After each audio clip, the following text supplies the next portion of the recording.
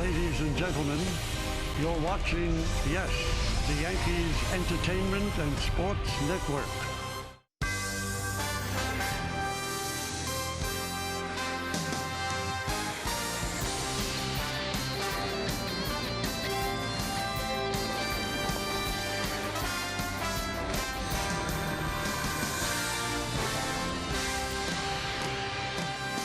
And for the last time, Alex Rodriguez will take the field at Fenway Park as a New York Yankee.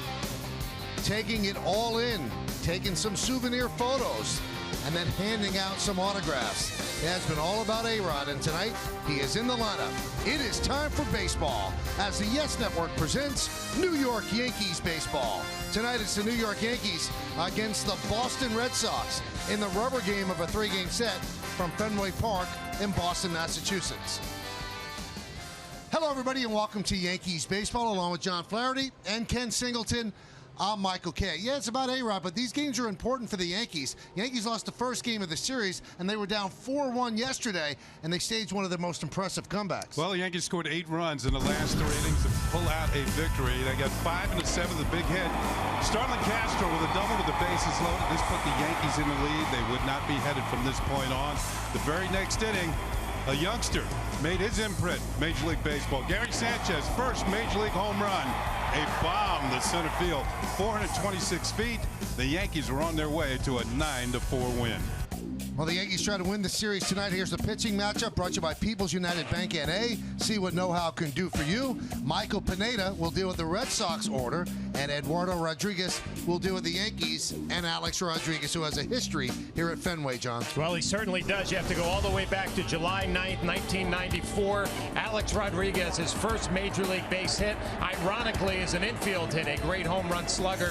First hit was an infield base hit. Then in 2004, the famous Jason Varitek, Alex Rodriguez brawl. I'm sure the Red Sox fans remember this and love this moment for Alex Rodriguez. And then you think back to last year, home run number 660.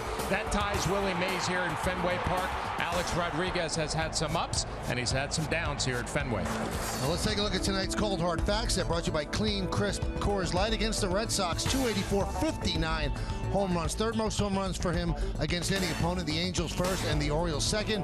169 ribbies. Pretty impressive numbers against the Red Sox. What a journey it's been for Alex Rodriguez. Seattle as a kid. Texas is the highest paid player, and then on to Broadway. We'll hear from Alex when we get back right here on Yes.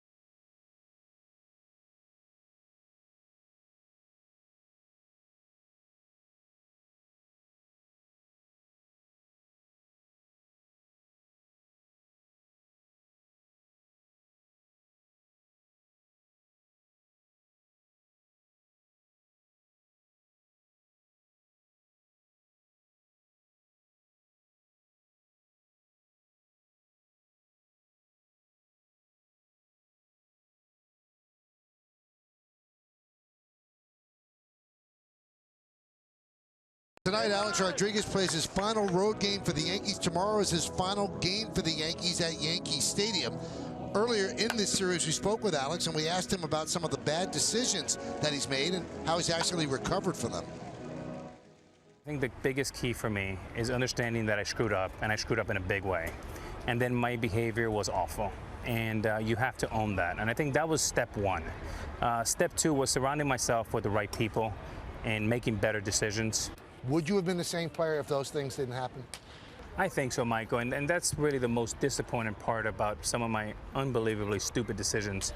If you think about the arc of my career, arguably you can say that my best 2 years were at 19 and at 40. And very rarely do you have that in a player. And I love the game, I study the game, and it makes my mistakes sometimes where I lose a lot of sleep. But the bottom line is I made a mistake. I try to do my best to learn from that. You're short of 700. What does that mean to you if you don't get to 700? It would have been fun. I would have loved to gone for it. I thought it would have been a great experience for our fan base, for the franchise, for the young players. I also thought me being around the players for an extra 5 or 6 weeks, especially our young, great talent, would have been something productive. But that wasn't in the cards, and I'm at peace with the organization's decision. Alex is in the lineup tonight, and speaking of lineups, first pitch, baseball, Yankees, Red Sox, coming up next right here on Yes.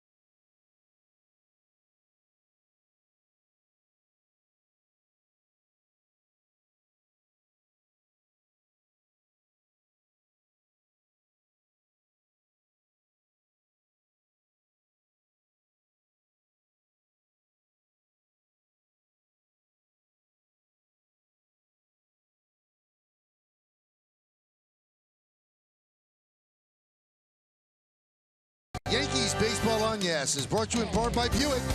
Experience the new Buick for yourself at Buick.com. By Mohegan Sun, unlimited possibilities await you at Mohegan Sun. Plan your trip at MoheganSun.com. And by the Honda Summer Clearance Event. A lot of traffic into Cheers, where everybody knows your name. Everybody knows the name Alex Rodriguez. He is in the lineup tonight. And why don't we take a look at the New York Yankees starting lineup, which is presented by Lexus. Brett Gardner's in left field. He'll lead off, batting second and playing center field. Jacoby Ellsbury. Chase Headley at third base will hit third. A-Rod, the DH, cleans up his numbers at Fenway. 287, 29 homers, 88 ribbies in 132 games. Starlin Castro at second will bat fifth. Batting sixth, playing shortstop, Didi Gregorius. Gary Sanchez will catch him, bat seventh.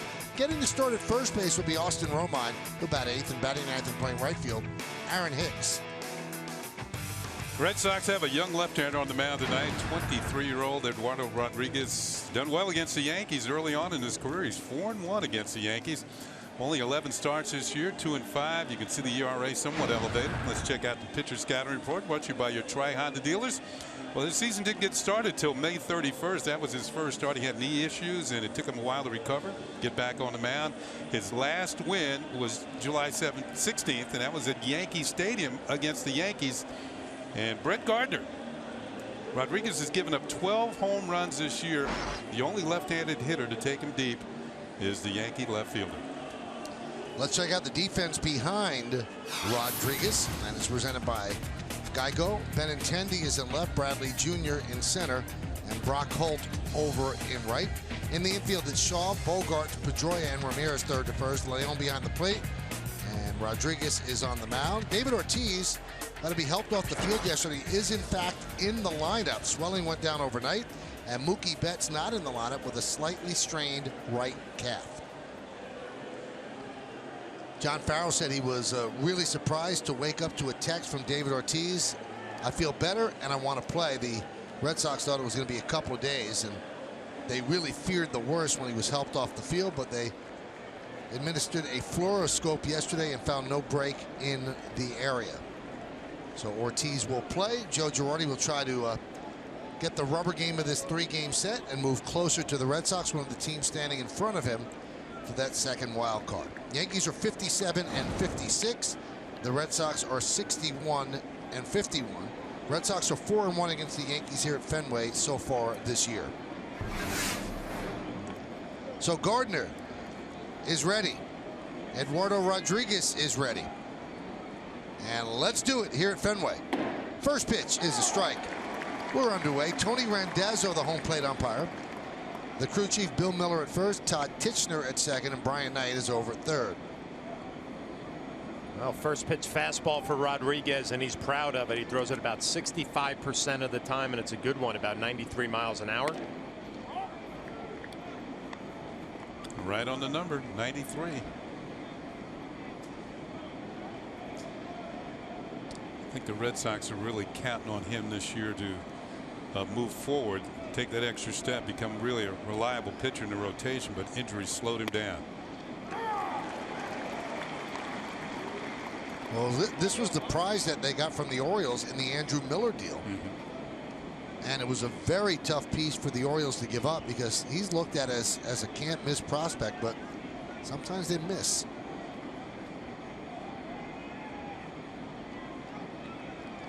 One, two.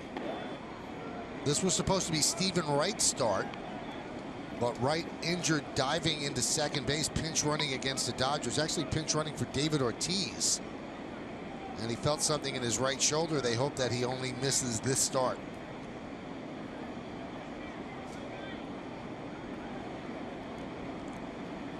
Two.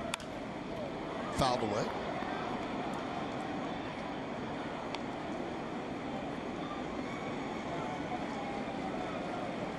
Gardner's had a good series here in Boston. 4 for 9, also a 5-game hitting streak coming into tonight against Rodriguez and the Red Sox.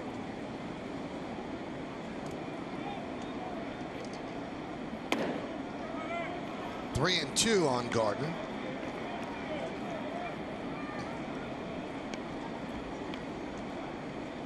Ellsbury's on deck.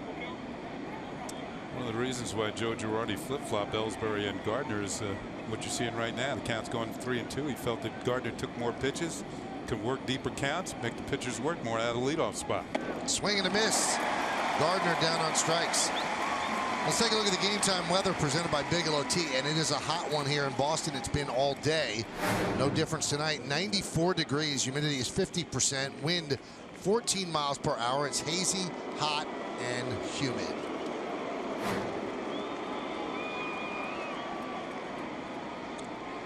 The boos you hear are for Ellsbury. The A-Rod boos will be much different. This sounds like a standing ovation compared to A-Rod. Defense plays him straight away, both outfield and infield. And he shows bunt, takes way inside, gets past Leon and goes to the backstop. I hope that's not an indication we're going to have a game like we had last night. How many wild pitches in that game? Sandy Leon behind the plate. I mean, he had a night just like this all night long last night, particularly when the Red Sox bullpen took over. That I was just thinking how Sandy León felt when he woke up this morning. I mean, what, 4 hours and 20 minutes, pitchers all over the place, wild pitches. There's a strike. Doesn't get much easier tonight. 94 degrees and thick here at Fenway Park. Tough night to catch as Alex Rodriguez getting ready for his first at bat.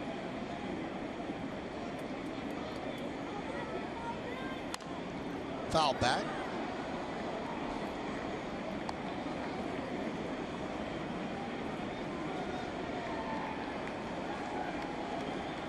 Taking it all in. You got to wonder what's going through his mind. He's been through that tunnel into that dugout many times in his career.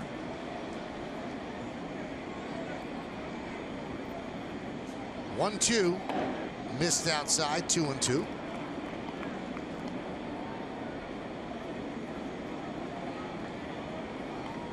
I wonder if it makes you think back to the first time you walk out into a major league dugout and look around, you look at the stands. Primarily you get there before the fans get there, but now the ballpark is all filled up. That one gets into the press box. Where was your first game, Flash? My first day in the big leagues was the old Yankee Stadium, Red Sox Yankees. Yep. All right. And yours? Wrigley Field in Chicago. Ooh, good one. Swing and a miss. Ellsbury down on strikes, 2 away. We talked about that fastball for Rodriguez. He does have a slider, and Jacoby Ellsbury got a look at a good one. Perfectly located down and away and way out in front.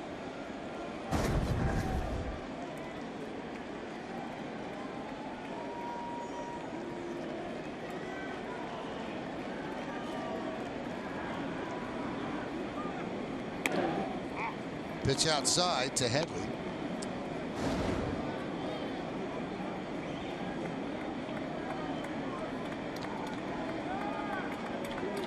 Headley's had 2 hits in each of the first 2 games. Oh, lined right at Bogaerts, and boy, was that hit hard. As the Yankees go down in order 1-2-3, we'll wait for A-Rod in the second. And the Red Sox coming to bat.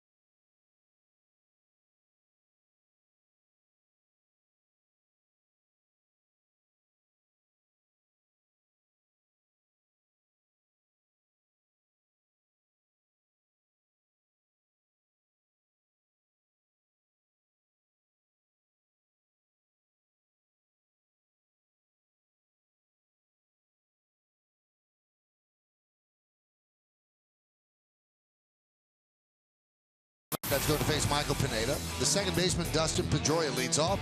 Xander Bogaerts loves hitting here at Fenway. .337 in 60 games at home. He'll bat second and play short. Batting third, the DH, David Ortiz. Hanley Ramirez at first base will clean up. The number 5 hitter, center fielder Jackie Bradley Jr.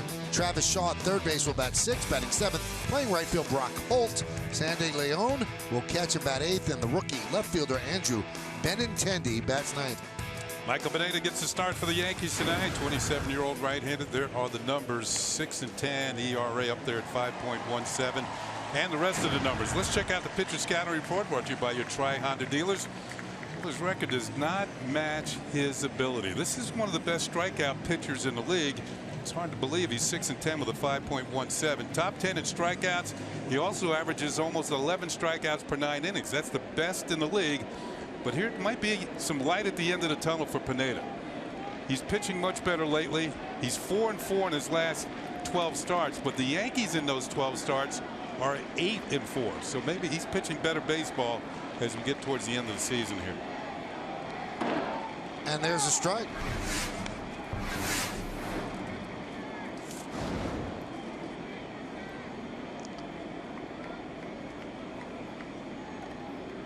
Pedroia 4 for 9 in the first 2 games. That one's bounced up there, 1-1.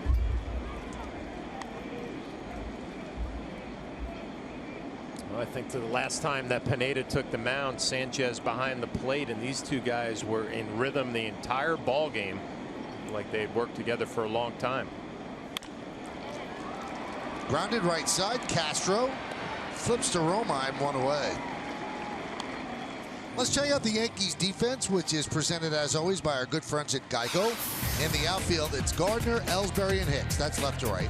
Infield, Headley, Gregorius, Castro, and Romine, third to first. Gary Sanchez, 4 hits last night. First big league home run. He'll be behind the plate catching Michael Pineda. And Flash, to your point, that's why these two are matched up again tonight. You know, they're looking to get Pineda pitching in the form in which he did his last time out.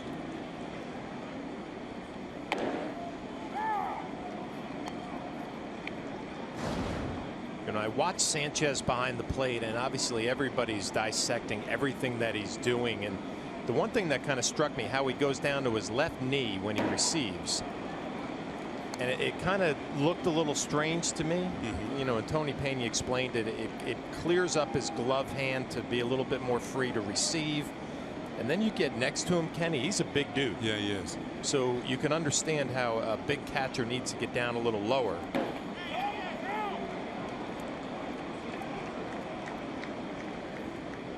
Obviously, he doesn't do it with a chance to block a baseball or with a runner on base, but it almost reminds you of Matt Wieters in Baltimore. Yeah. A big man who gets a little lower when nobody's on base. It's kind of resting too. If you can get your knee on the ground, you don't not sitting back on your haunches all the time. High fly ball right field. Hicks will drift back. He's there, and he puts it away for the second out. Bogaerts has been struggling some lately. Got the first game of the series off.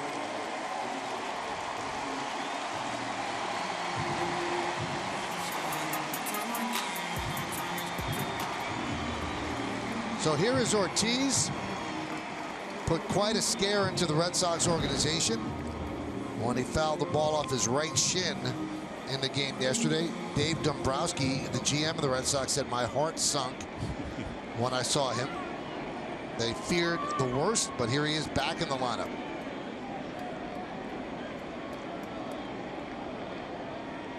And that one is wrapped to right field. It is a base hit, and it bounces into the seats for a double.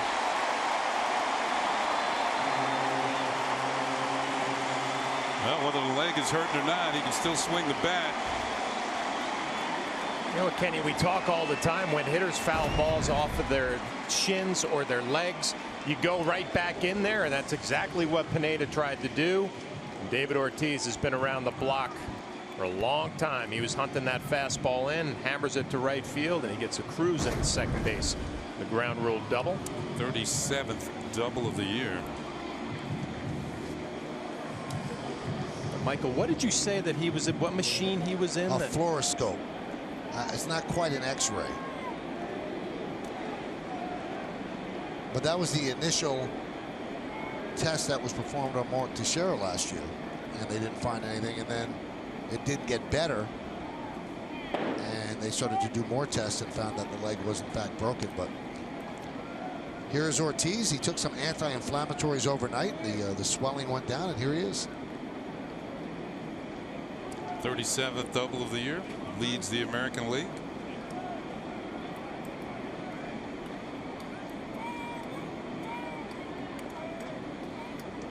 That also gives him the most extra base hits at the age of 40 of any player in baseball, breaking a tie with Dave Winfield. Ramirez hits one up the middle. It's a base hit. They're sending Ortiz home. Here's the throw. There's no play, and on the throw, Ramirez goes to second. Ellsbury goes over the cutoff man, allowing Ramirez to head to second, and the Red Sox lead 1-0 on the Ramirez RBI single. All right, so the guy fouls a ball off his shin last night. He has to be helped off the field. First pitch he sees, he rips a double, and now he's able to score from second base. Ramirez, fastball elevated, right back up the middle, and you would have thought Jacoby Ellsbury would have had a chance right here, but not a good throw Way offline, Ortiz scores easily. And on the throw, Ramirez is able to move into scoring position. That broke an 0 for 16 for Ramirez. Here's Jackie Bradley Jr.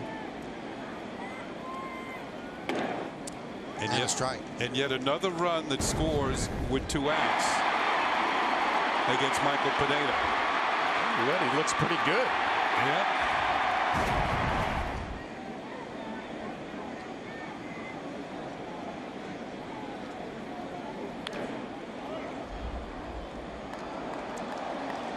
I think, Michael, while we were at home, James Smythe had mentioned that Pineda has given up like 60-something% of the runs he's allowed this year with 2 outs. Yep. And that would be an all-time record. For 63% in his last start. Popped up. Chase Headley toward the stands, leans in, can't make the play, can't reach it. Checking on the fans, make sure that everybody's okay.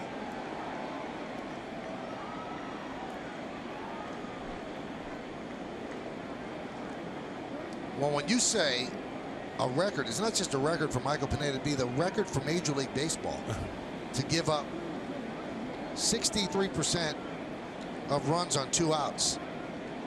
And I think the Major League average is about 34%.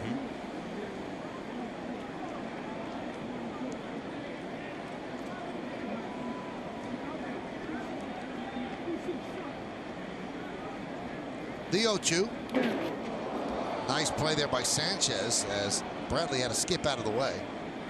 Yeah, I've been really impressed with the way Sanchez moves behind the plate, and I talked about it the other night. Really pay attention. The glove goes down first and the body follows second. Well, that is textbook right there, covering a lot of ground. And you mentioned he's a big man. And yeah. Very agile.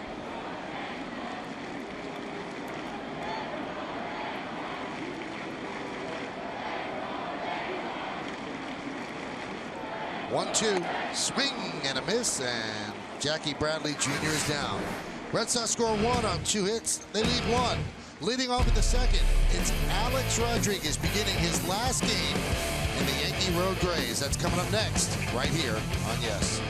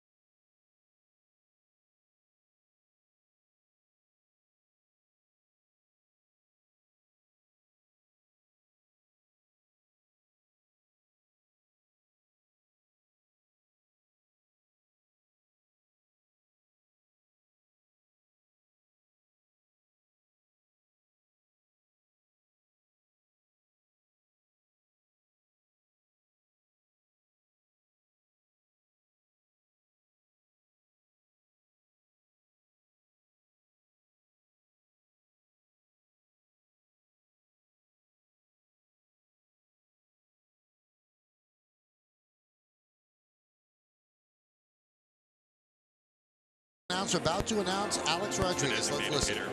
Number 13, Alex Rodriguez.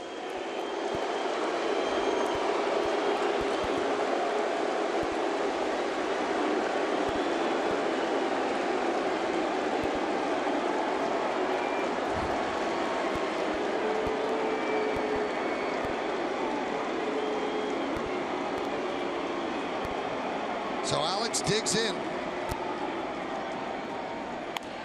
And there's a strike. Alex has not played that much of late. But when he has played, he has not produced. 2 hits in his last 29 at-bats. Had a pinch hitting appearance last night. He said he just missed and hit a fly ball to right field. Fouled straight back. Good swing right there from Alex Rodriguez. And I mentioned Eduardo Rodriguez is proud of his fastball 65% of the time. Look for it. Try to get the bat head out. Good swing. An interesting A-Rod hitting cleanup tonight. He cracked the lineup for a while. Now he's batting cleanup, and he's got good numbers against Rodriguez. Sometimes the numbers dictate where you're going to bat in the lineup. Maybe that got him into the cleanup spot. The 0-2 inside. I mentioned on yesterday's broadcast 1 to 10, 10 being the most, how much A-Rod wanted to hit a home run. And I said it was a 16, and he said to me today, he said, boy, did you undersell that. It was way higher than a 16.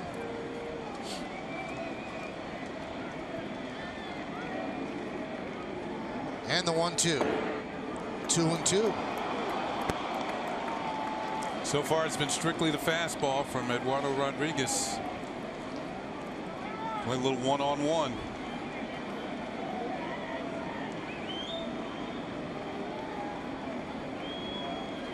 And the 2-2. 3-2. So from 0-2 to full. Here with A-Rod leading off the second. Missed with the slider down and in. Alex, a good take. You'd expect the 3-2 fastball here.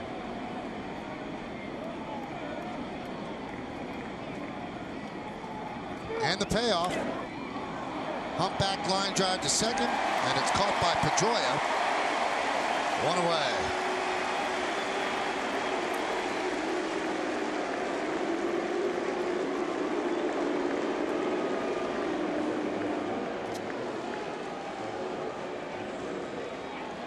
Boy, there's no gray when it comes to Alex. No.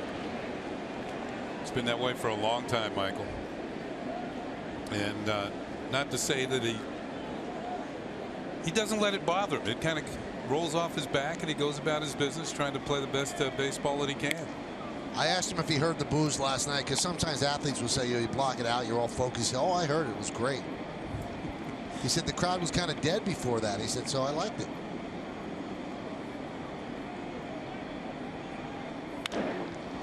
Castro with a fly ball to left. Benintendi a step back, now in. 2 away. You can think about over the years, great players get booed. Yeah, Reggie got booed a lot. What did he say? They don't boo nobodies? That's right. That's exactly what he said. When people came to see Reggie either hit home runs or strike out, and they got a lot of both. Well, the vagary of sports, the Red Sox fans always serenade Alex with boos, and he was so close to becoming a Red Sox player. He was willing to devalue his contract by about $40 million because the Red Sox didn't want to take on all that money from Texas, and the players union said no, we can't allow a player to devalue a contract, so the deal was voided. The Red Sox didn't revisit it, and as we said yesterday, Aaron Boone decided to play a pickup basketball game, and the Yankees needed a third baseman, and when Alex said he would move from short to third, and he became a New York Yankee.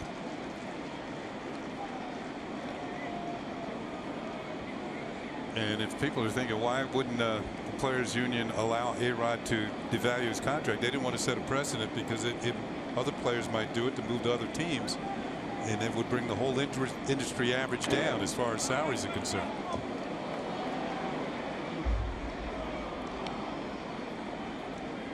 Well, his life would have been a lot different playing in Boston. He might have been the guy here that helped break the curse. Aiming at that left field wall, maybe more home runs. Maybe he wouldn't be 4 away from 700. But that's a lot of what ifs. Never know. Gregorius with a high pop-up.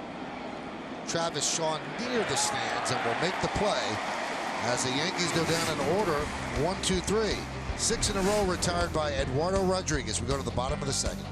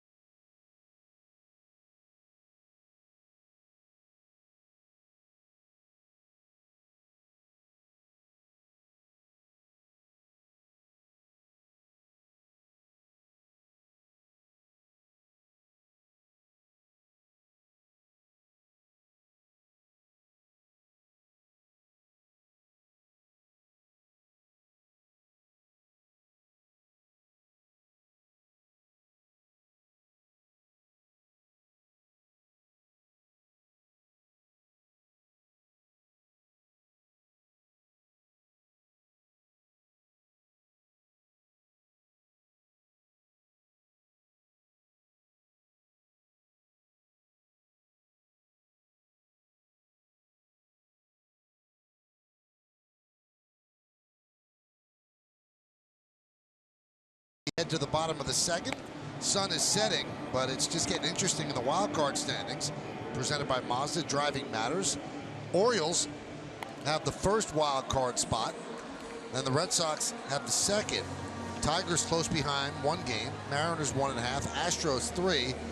And the Yankees 4.5. So a win tonight by the Yankees moves them 3.5. And it makes all the declarations of we're still in it, we still have a chance. Certainly mathematically, it's hard to argue. They certainly still are in it. They have some teams to jump over, but they do play the Tigers in front of them. They play the Mariners as well, but they have to win. Got to keep winning. Here's Travis Shaw. Ground ball, second base, backhanded by Castro. 1 pitch, 1 out here in the second.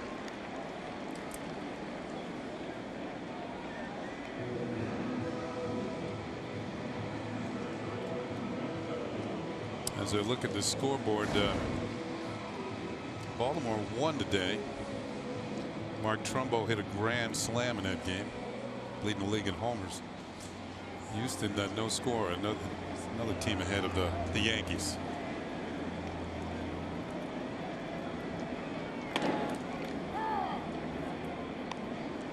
I misspoke and said they play the Tigers. They play the Mariners. They do not play the Tigers. That series is over, so they'll have to depend on others to beat the Tigers. And the Yankees are headed to the West Coast in the not too distant future.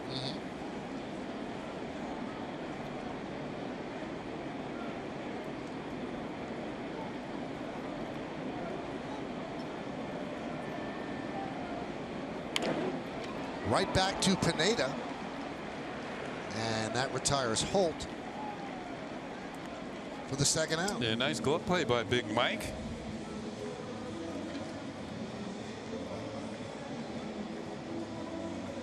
Well, you think back to last night's win for the Yankees and Eovaldi only throwing an inning. It was a bullpen night. Guys did a great job, especially Adam Warren out there. It puts a lot of emphasis on Pineda tonight to go deep into this ball game. Pitch counts in great shape. I know it's early. Joe Girardi would love to get 6, maybe 7 out of Pineda tonight if he can. You know, you can imagine what Joe Girardi was thinking when Eovaldi didn't answer the bell for the second inning. He had to go to Chase and Shreve. We saw him warming up, and we figured, well, he's coming in the game. But then to piece it together, used everybody in the bullpen, and come away with a victory as the Red Sox bullpen kind of, well, they evaporated late in the ball game, and the Yankees scored 8 runs in the last 3 innings and pulled it out. Some busy men out there. Just everybody that you see, with the exception of Swarzak, pitched in last night's game.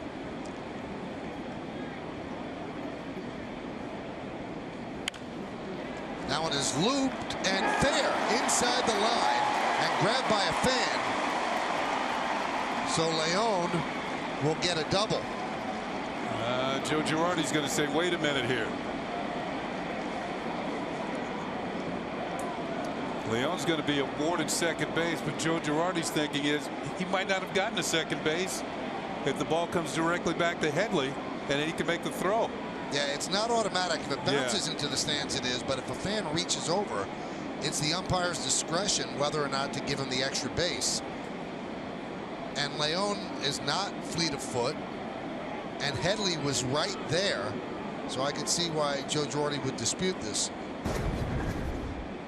Right, here's the ball, just landed in fair territory. Got a couple of hops. It's headed into foul territory. And eventually the fan, you're going to see him reach over the wall. Yeah, we definitely reached over. In fact, he had company. And that ball was in play. And usually when you do that, you are escorted out of the ballpark. Well, it really has to be a judgment call, right? Whether they thought Leon was going to be at second base. I don't know. Chase Headley wasn't that close to that baseball.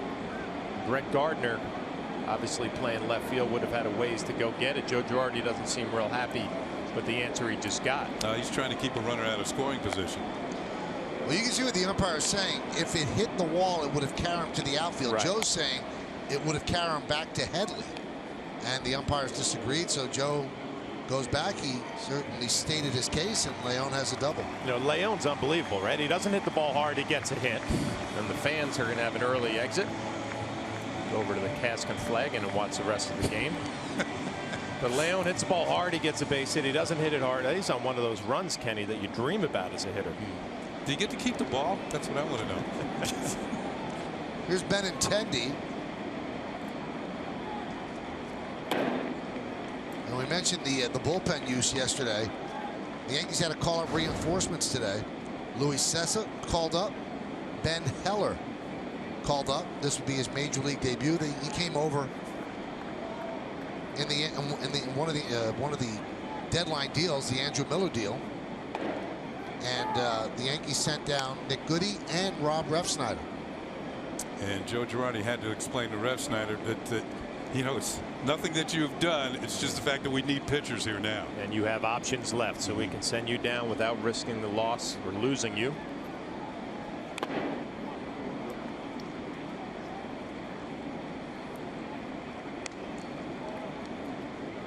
Now, this is an interesting case with Benintendi.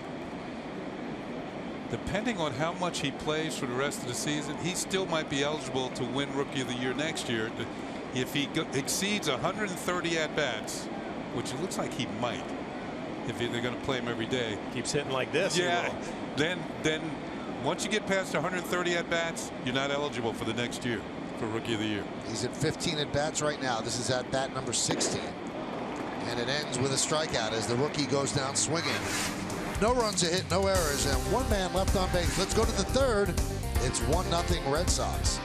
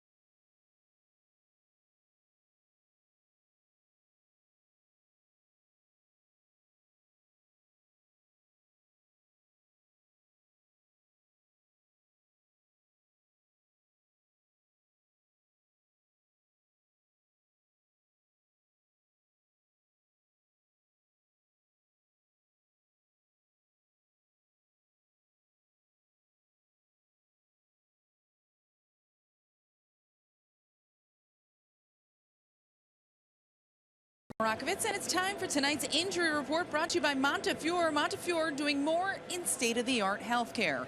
Nathan Eovaldi, who exited after the first inning yesterday complaining of some soreness in that right elbow, was sent back to New York City. He had a dye contrast MRI earlier today and was seen by Yankees team physician Christopher Ahmad. Eovaldi will now seek a second opinion, but we do know he will not make his next start. Some guys who may be considered for that spot: Luis Severino, who was just sent down, Chad Green, and Joe Girardi did not rule out Adam Warren. So the Yankees certainly have some decisions to be made as far as their rotation is concerned. But guys, not great news on Eovaldi heading for a second opinion. Yeah, Meredith, I was thinking that as well. If everything was okay, they would have said everything was okay. But now he's seeking a second opinion, and you hope it's not the worst, which would be Tommy John surgery. He's had that before, by the way, when he was in high school. Bounced back from it beautifully, throws 100 miles an hour. But that's not the news the Yankees needed. Gary Sanchez fouled the bat. And he wanted to stay in the game, and Larry Rothschild really had to wrestle him out of it to say, do you feel something? Because they could see the velocity readings were down. Finally, he said, you know, it feels like something in my elbow. Nothing felt like it popped, though. Just felt the pain. We had a shot of him walking off the field the first inning with Austin Romine, right? Gave a little fist pump. Nice job. Well, he got the 3 outs. 1, 2, 3.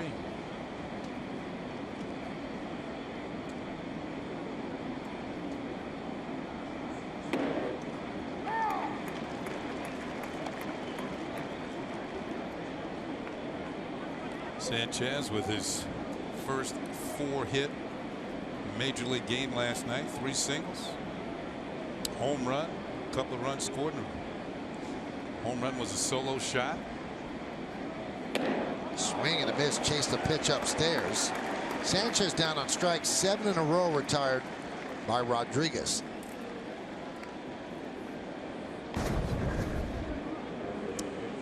Couldn't get on top of this one. Chased one well out of the zone. When you do that, you really feel like you got yourself out. Pitcher didn't get you out. You got yourself out by swinging at a ball out of the strike zone.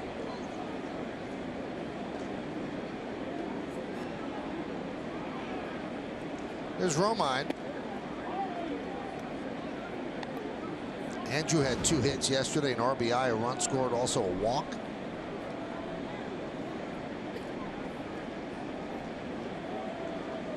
Austin's really done a nice job with the bat as he hits that one to left field. Going back, Benintendi on the track, looking up, see ya! A home run over the monster for Romine. And that ties the game at 1. His 4th home run of the year, his 20th ribby, and we are all nodded. And that is the first base runner for the Yankees. I don't know if Benintendi saw that ball that well. He went back and he kind of looked up and he wasn't sure where it was, but really had no chance. Beautiful swing. Romine kind of knew he got it.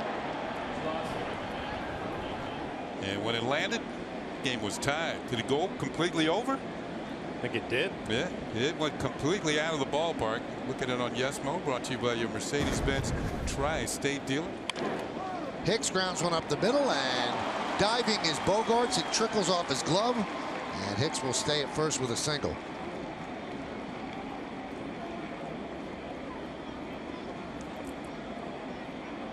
So that one off the bat of Romine was a Lansdowne Street special. Goes over the monster seats and into the street. You mentioned he had a couple of hits last night. Kind of surprised Mark Teixeira wasn't in the lineup today, but Austin Romine gets started first. Joe Girardi playing the righty against a left-handed pitcher. Obviously Tech's a switch hitter, but it pays off right away. I'll show you an example of how hot it is. You see Romine sweating profusely there, and he's playing first base tonight. He's not catching.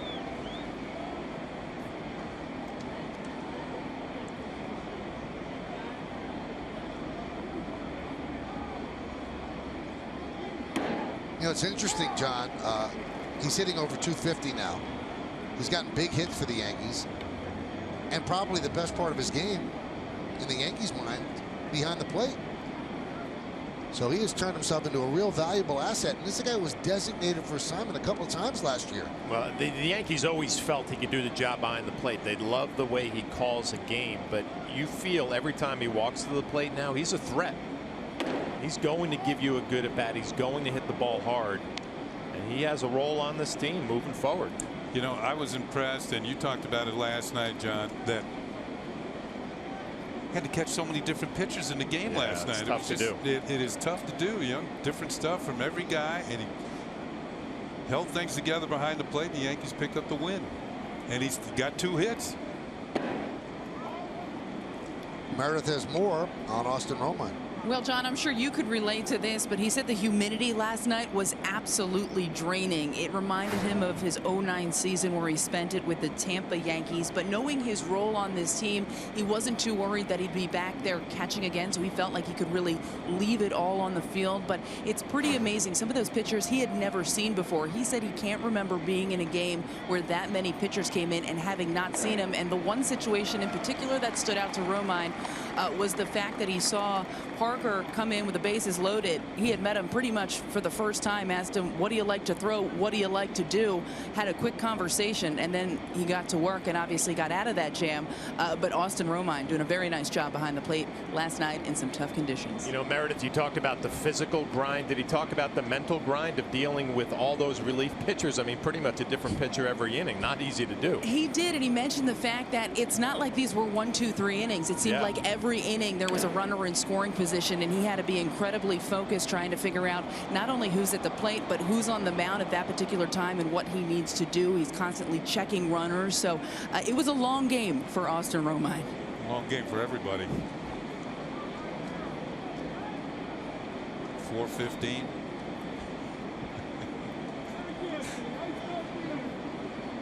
Two balls, two strikes, one out. Hicks is on first. 1-1 game.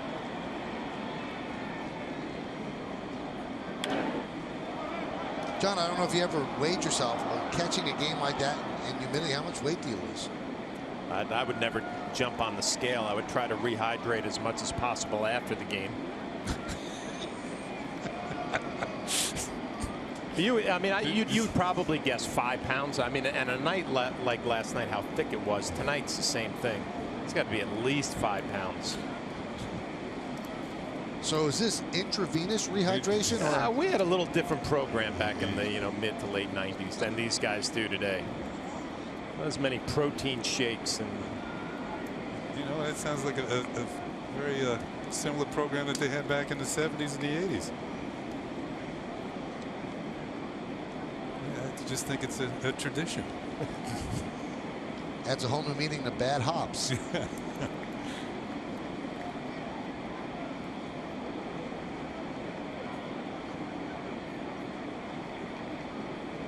2-2. Line right at Pedroia.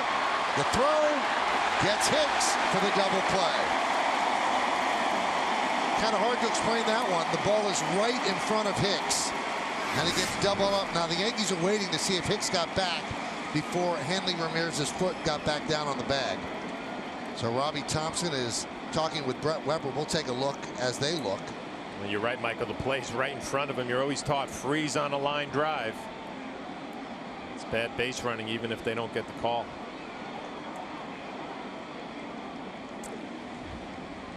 I think that's too close to challenge.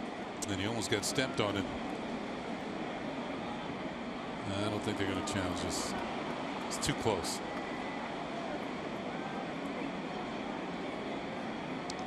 No challenge, so a double play, kind of an inexplicable one, 4-3.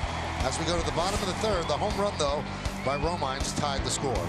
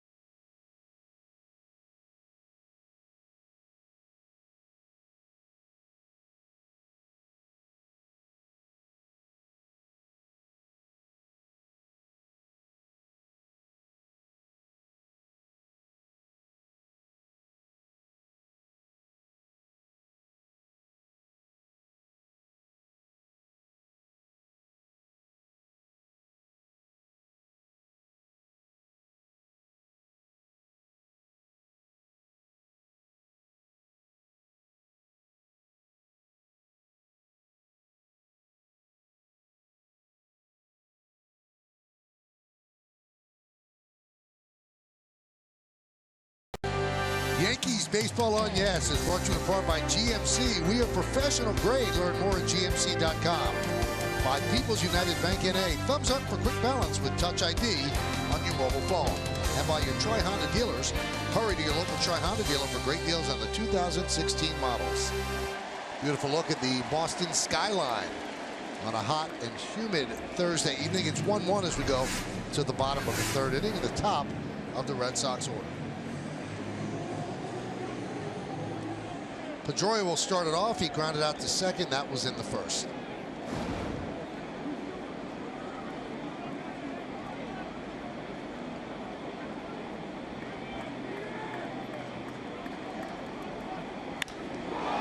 Rocketed to left field. That is going to be off the wall. Gardner will play the carom, and Pedroia starts it off with a double.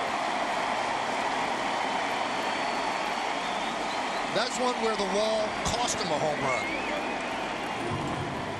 John Farrell said before this series he wanted to get a look at Dustin Pedroia in the leadoff spot. Oh, it looks pretty good to me. Yeah, it's his third double of the series, and once again a pitch up in the zone. How many over the years, how many times have we seen him hammer that very same pitch?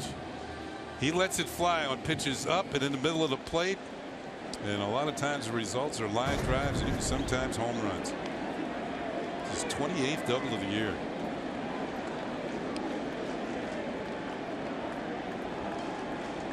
Red Sox lead the league in 2 base hits. Here's Xander Bogaerts.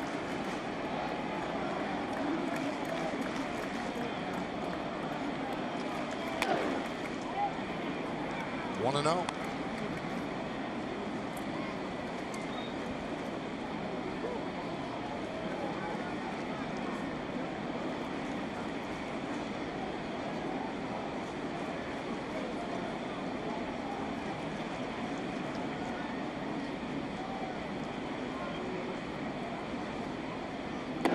There's a strike.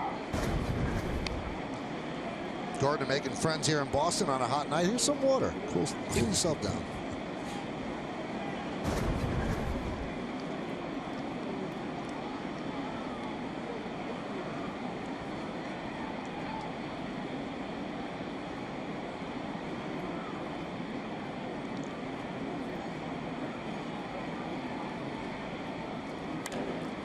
Fouled away.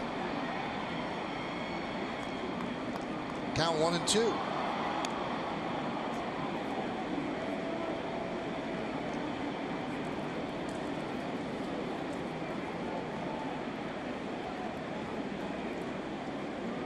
Bogaerts a .336 hitter at home, .290 on the road.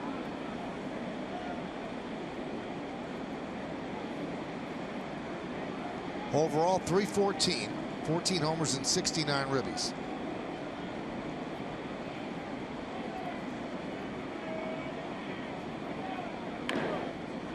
Nub slowly, right side. Pineda will flip to first. Moving to third is Dustin Pedroia.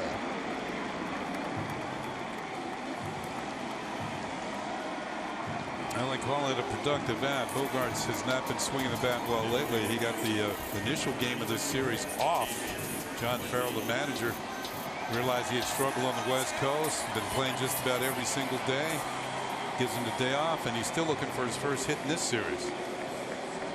Well, David Ortiz due up in a long conference on the mound between Sanchez and Pineda. Do they walk Ortiz to set up the double play? They did it twice yesterday to pitch to Hanley Ramirez. And each time he had a fly ball to left. So a runner at third base, 1 man out. Yankees are in the shift with Starlin Castro in short right field, so they will pitch to Ortiz. He doubled to right in the first.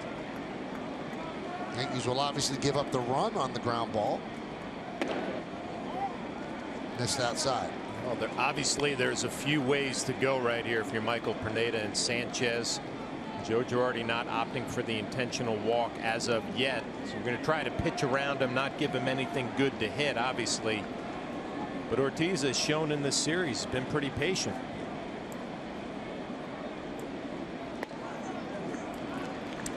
And the thing about it, he's been walked intentionally more than any other batter in the league, 13 times. And he gets the feel. You can get the feel when you're up there and you can see they don't want anything to do with you. Right. Even if it's not intentional, in a way it is.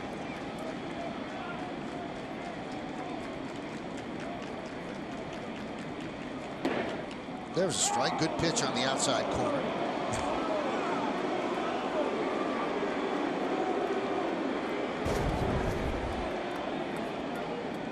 Slider that goes down on the outer half. Sanchez brings it back up. Tony Randazzo, the home plate umpire, with the call. I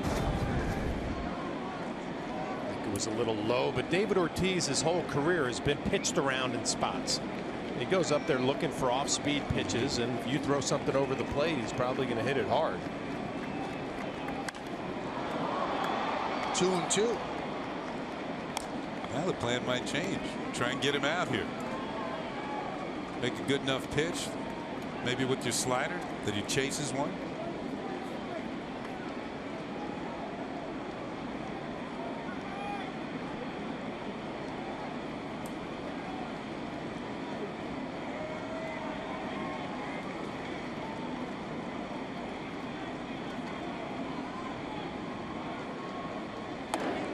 Just missed inside. 3-2 on Ortiz. You know, that's a good call by Sanchez, a good pitch by Pineda, but that's the one area that David Ortiz has tightened up since he was a young player, is that spot up and in. He used to swing at it early. It's gotten to the point where he doesn't swing at it anymore and makes it a lot tougher if you're a pitcher and a catcher.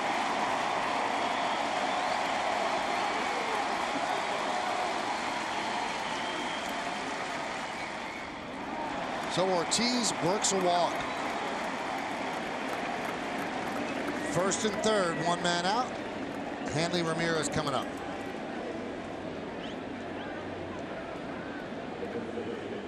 Ortiz moves the first, and Ramirez did hit a ground ball his first time up, but it went into center field for an RBI single. So you're looking for him to at least hit a ground ball, maybe at your shortstop or second baseman, get out of the inning. Pitcher's best friend, the double play.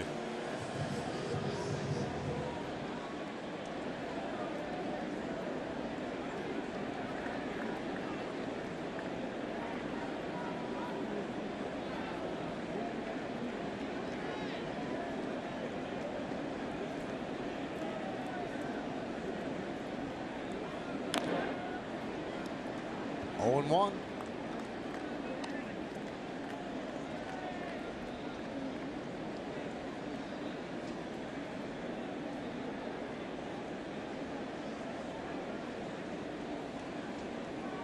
Yankees do not hold Ortiz at first. Romine playing behind him. They pinch up the middle looking for the double play. In the outfield straight away. So it shows you Ramirez goes foul line to foul line.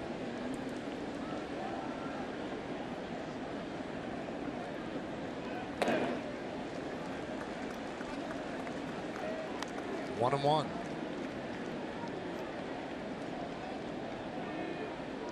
Michael told you how warm and humid it is tonight, and Michael Pineda's jersey is already soaked.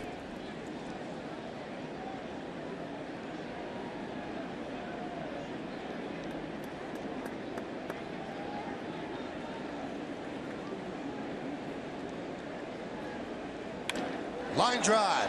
It could be two. It will be two. A double play, 6-4-3, as Gregorius grabbed it on the short hop. No run to hit, no errors, and nobody left on base. We'll go to the fourth, 1-1.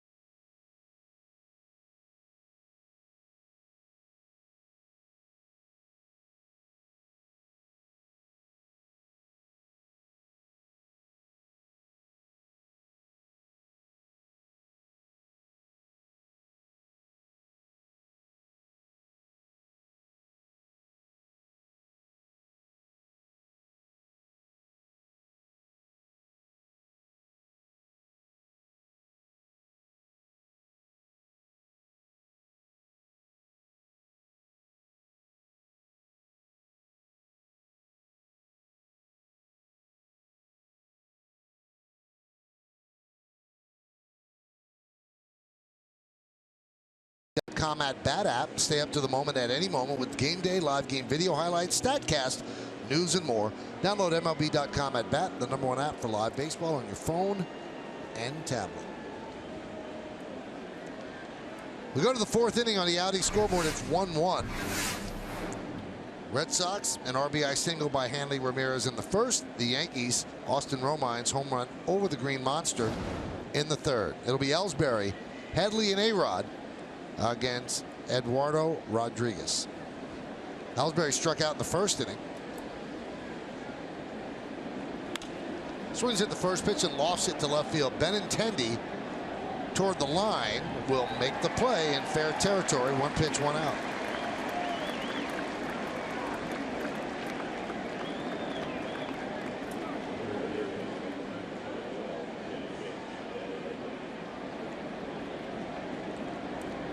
That's going to bring up Chase Headley. He lined out to Bogarts in the first inning.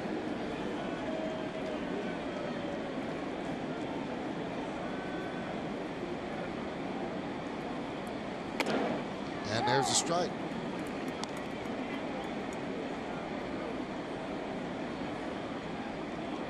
Alex waits on deck.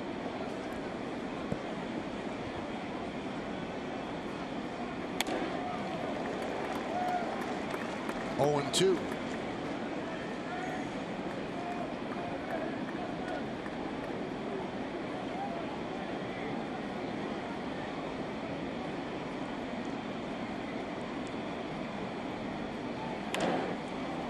Fly ball left field. Benintendi. 2 outs. And here comes A-Rod. The designated hitter, number 13, Alex Rodriguez.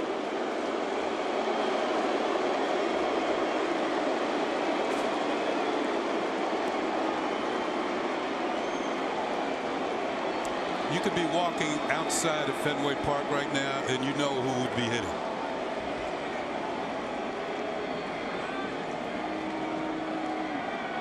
And the pitch. Starts him off breaking ball. 0-1.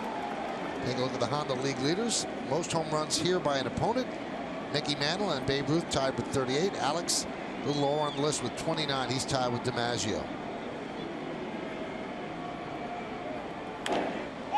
Popped up. Dustin Pedroia will make the play, and that'll do it as the Yankees go down in order 1, 2, 3. We go to the bottom of the 4th inning. It's 1-1 right here on Yes.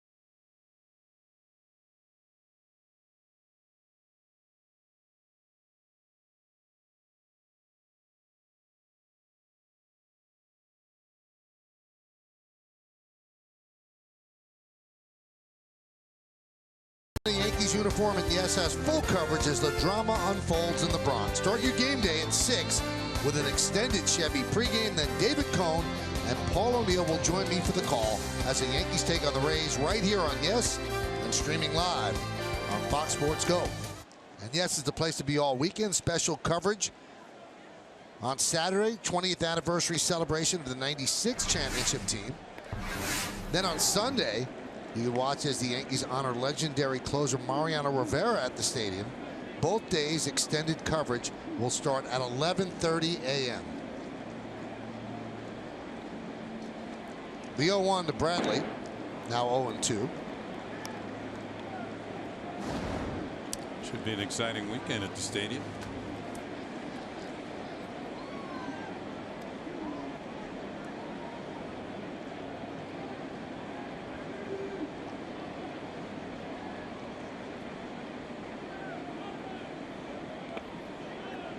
Skips out of the way, 1-2.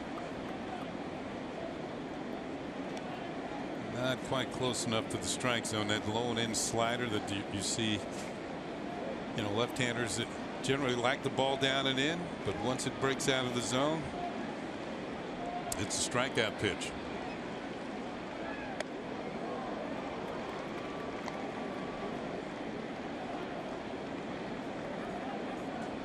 See with Pineda, the stuff is there. Fastball 96, fastball slider low 90s. Occasional changeup.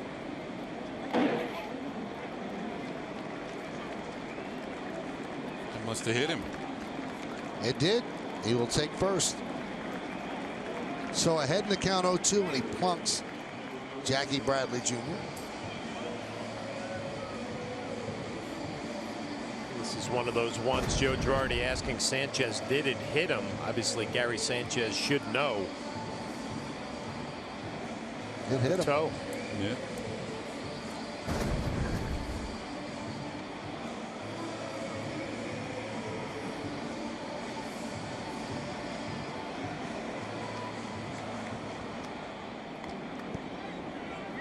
Jackie Bradley Jr.'s 7 stolen bases on the year, has been thrown out once, but I find myself now wanting people to run to see Gary Sanchez throw. Yeah, me too. And you figure if he's only been thrown out once, how come he doesn't have more stolen base attempts? And maybe not so many here in Boston because this is a hitter's ballpark. But when you get on the road, you know, 90 feet can be a little bit more valuable. Of course, here in Boston, you know, if somebody hits one off the wall, you're on your way to third. You have Travis Shaw up there, left-handed hitter, try to hook one in that hole between first and second as long as Bradley stays there and takes his lead.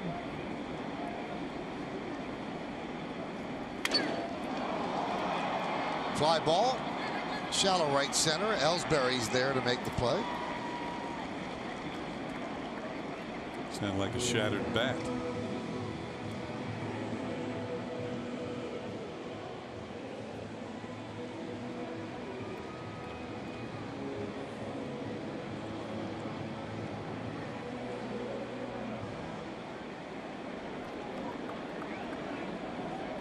Here's Brock Holt.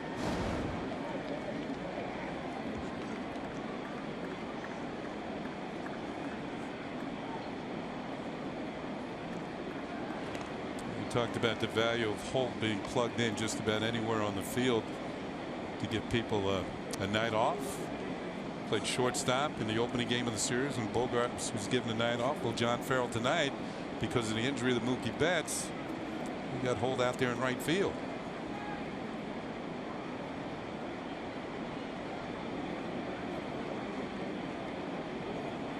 Runner goes. Strike. Throw to second.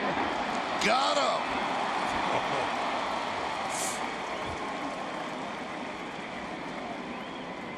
I got what I wanted. I want to see some base runners try to steal some bases because of the way that man throws the baseball. Well, we haven't seen anybody steal a base yet.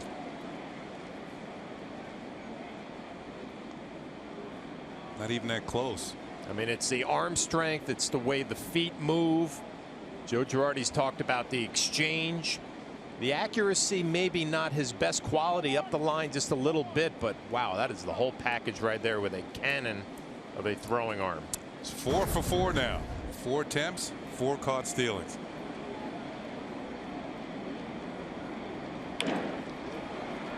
That's past a diving Romine into right field. A base hit for Brock Holt.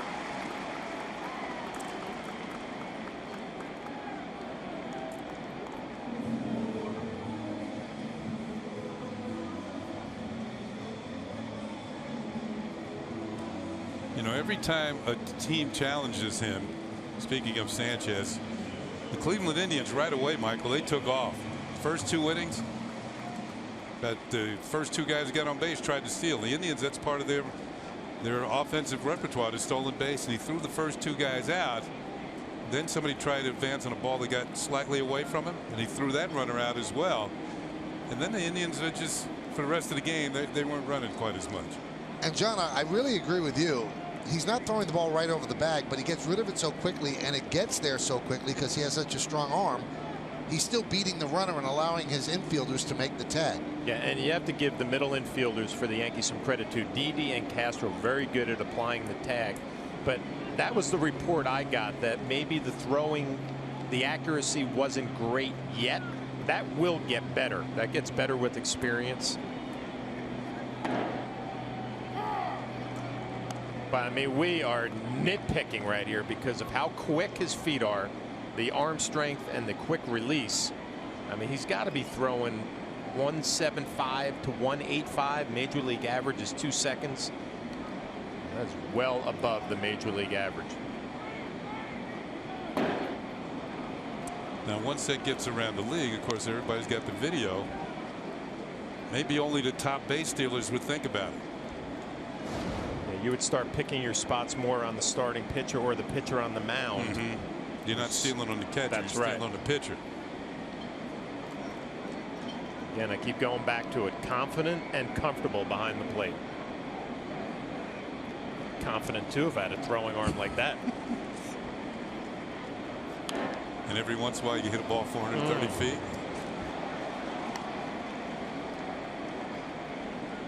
You know what you notice when you look at him, even when he's behind the plate or just there's never panic in his eyes. He seems very serene. He's probably looking over towards Tony Pena right now.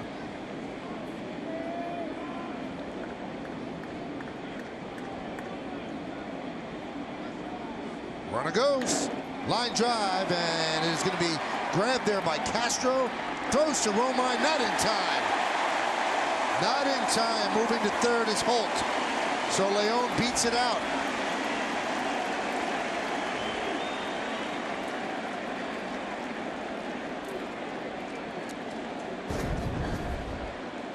Had him played perfectly with the shift, and he takes just a little bit too much time, and Sandy Leon makes him pay. Hustling down the line. Watch Castro right here. Comes up with a clean. He thinks to himself, I have plenty of time. Cadillacs it just a little bit. Double clutch, wasn't it? And really doesn't have a whole lot on the throw. Yep, he was safe. So he's going to make Pineda work that much harder. And he faces the dangerous youngster, Andrew Benintendi.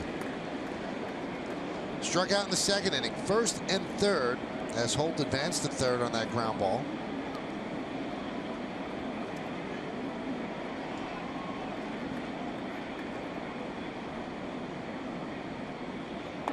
And a strike.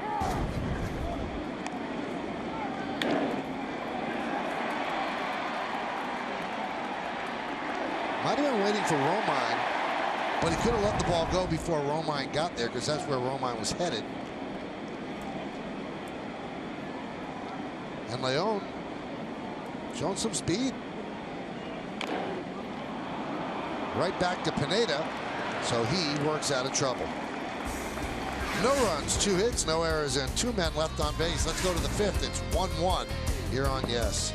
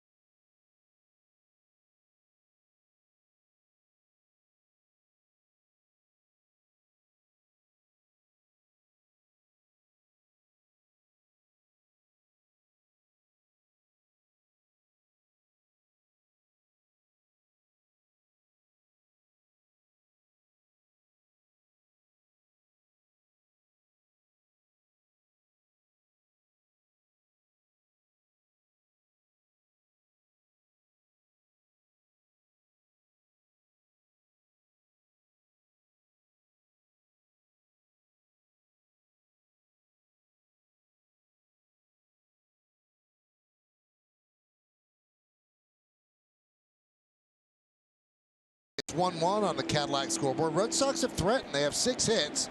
They've had their base runners, but they have been not able to get the run scoring hit. So Pineda getting tough when there are runners on base. Yankees have 2 hits. One of them, Austin Romine's home run. That's the run on the board.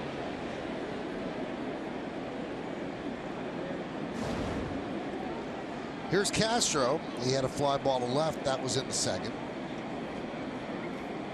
Shaw is deep at third, close to the line. Swing and a miss.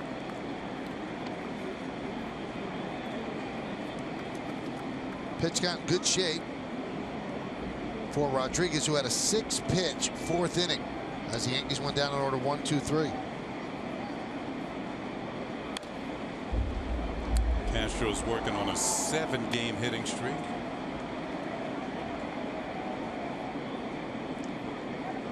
Starlin has 17 ribbies in his last 23 games, 48 overall. Had a big hit last night that broke a 4-4 tie. Driven out to center field. Bradley back on the track. He makes the play. 1 down.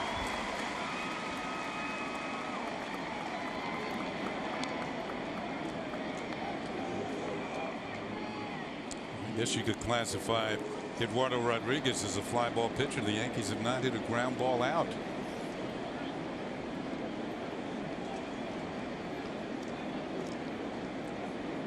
Here's Didi, fouled out to the third baseman in the second. Came into the game hitting .347 against left-handed pitchers. And that one is looped into left field. A base hit against a left-handed pitcher, so a single for Didi. The words were barely out of your mouth. Yeah, that's 14th home run of the year last night against the left-hander of Pomeranz, and now just slaps one the other way. As shallow as the left fielders play here at Fenway Park, Benintendi could not get that one.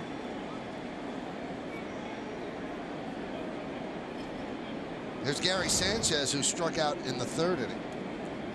Hitting .310, a home run, 4 runs batted in. So 4 hits last night.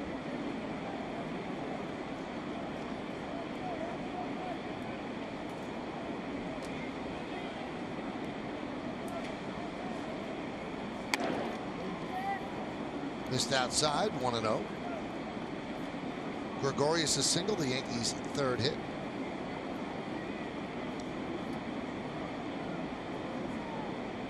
We've talked about his catching. As far as his hitting is concerned, he's got somewhat of a compact swing, powerful swing. He's a big man.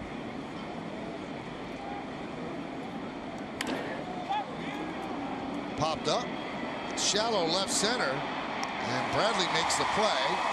Fires back to first, but Gregorius gets back.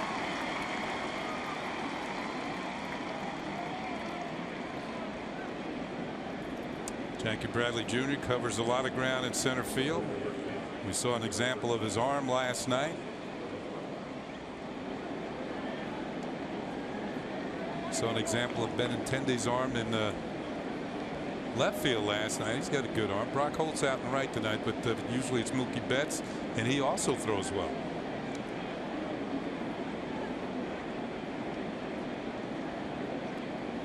Here's Austin Romine, a home run in the 3rd inning, his 4th of the year. Yankees' only run.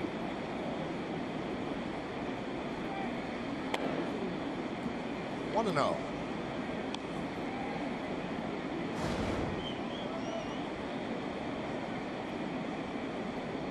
I mentioned earlier that you feel like Austin Romine, when he comes to the plate, can do some damage. He's dangerous now. I think a big reason why he incorporated a little bit of a leg kick into his approach. Always seems like he has that good ace swing because of that, Ken. He keeps his head behind the ball with that leg kick. It's on his back leg and lets it fly. Plus, I think what he's done this year too, he's been able to pick up some hits to the opposite field. You know, that helps pump your average up. Home runs are nice, like he hit in the 3rd inning, but it's those singles and doubles that keep your average going.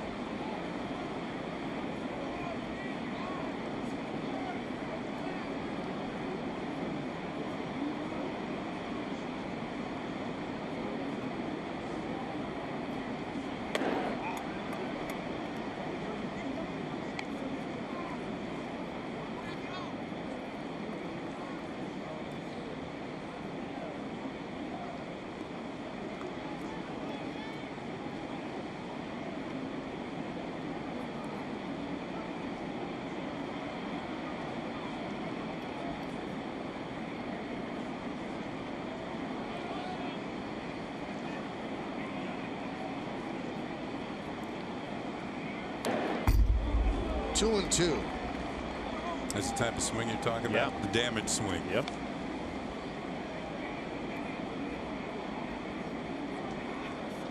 Usually in a bat you get one pitch you can really do something with, and this might have been it. It was a little elevated. He couldn't quite get to the. He had to barrel. He barreled it up but couldn't get on top of it.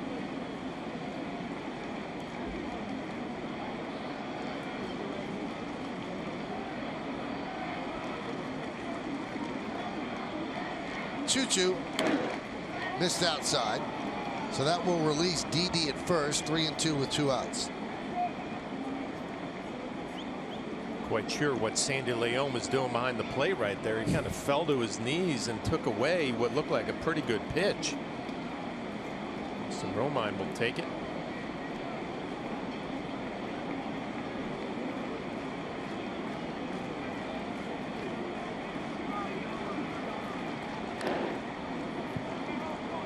Still 3-2.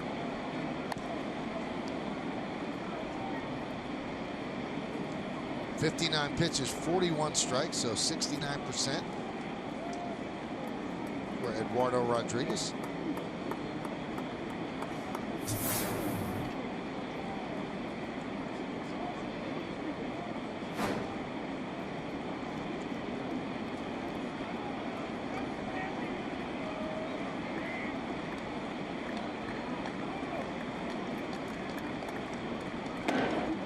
Missed inside. So Romine works a walk. That moves Didi to second. That'll bring up Hicks with a chance to give the Yankees the lead.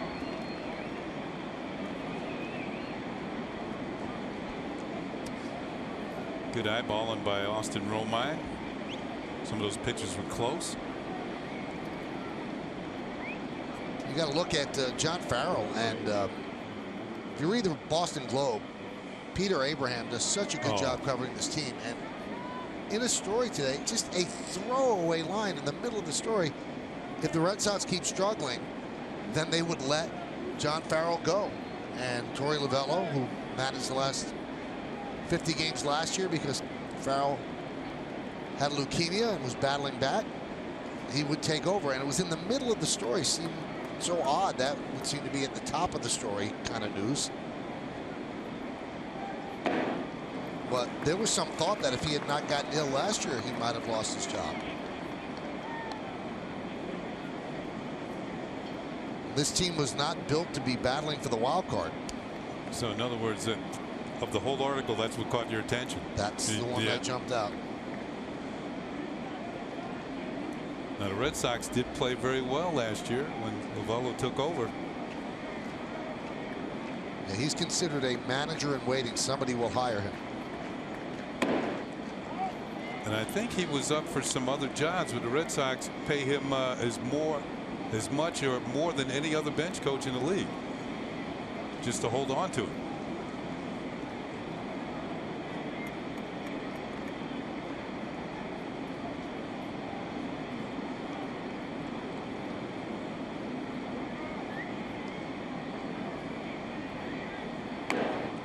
Two and one on Hicks. Rodriguez hit a little bump in the road here, walking Romine and now falling behind Hicks. Hicks had a single. And Romine homered last night. The bottom part of the order did some damage too for the Yankees. Gregorius at second. Romine is at first. 2 men out. We're in the 5th. It's a 1-1 game. 2-1 count on Hicks, the number 9 batter in the lineup. The 2-1. Grounded to third. Shaw across the diamond, and that'll get it. Here in the 5th. No runs a hit, and 2 men left. We're halfway through. It's a 1-1 game.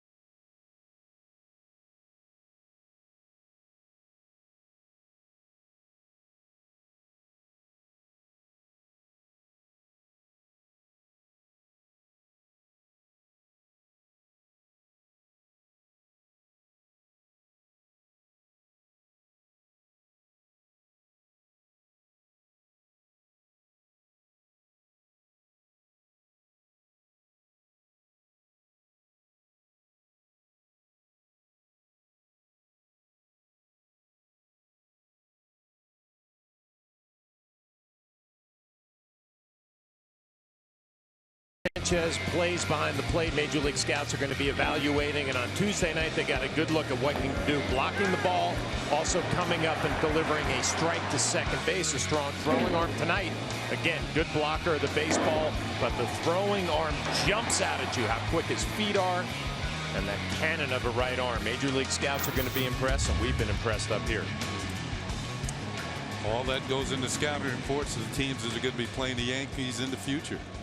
Cadillac scoreboard 1-1 as we go to the bottom of the 5th inning. Rubber game of this 3-game set.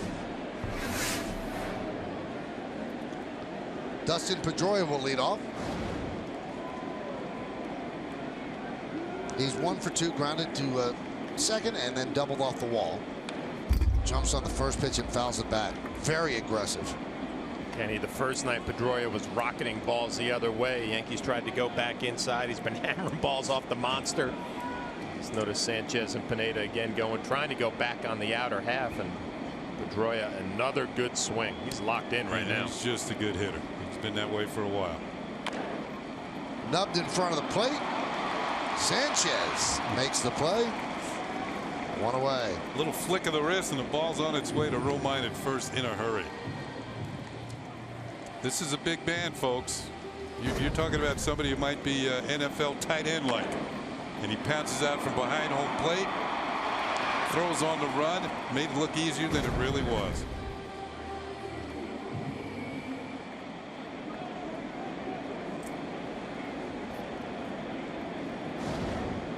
There's Xander Bogaerts. Xander 0 for 2, fly ball to right, and a grounder back to Pineda.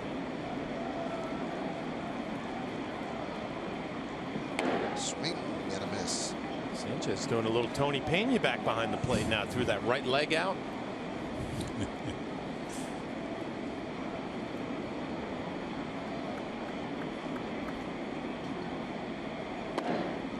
Everything we have seen from Sanchez, I mean, up at the plate, behind the plate, has drawn our praise. But that man right there talking about Sanchez working the game plan, working with the pitcher, those are the things that we can't really see when you talk to Tony about what he does before the game, getting ready on game plans and taking it out on the field with him. That's probably the most impressive part for Tony Pena right now. Talk about Chili Davis locked in on the hitters for the Red Sox. How about Tony Pena locked in on Sanchez? And I talked to Tony the other day about Sanchez. He says so far he's liked everything he's seen, and he hasn't had to tell him too much.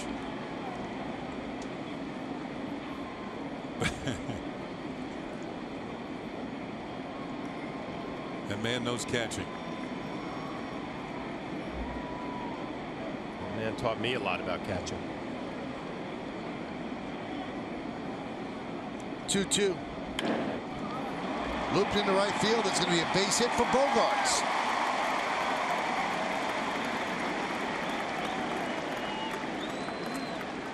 Well, we saw Gary Sanchez with the leg out. Tony Pena taking it to another level. That's getting down low and giving a nice target. Sanchez a little different, but still has that Tony Pena feel. You know, we're raving about, Sanchez's ability both at the plate and behind it, and you wonder, what is Brian McCann thinking? What is Austin Romine thinking? I know exactly what they're thinking. This kid's good. And you start thinking about your own place. Here's David Ortiz, a double and a walk. Scored the Red Sox only run in the first inning. Well, if Sanchez is not catching, he's going to be a DH.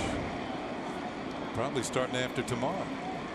So he's going to be in a lineup just to get his bat in there, one way or the other.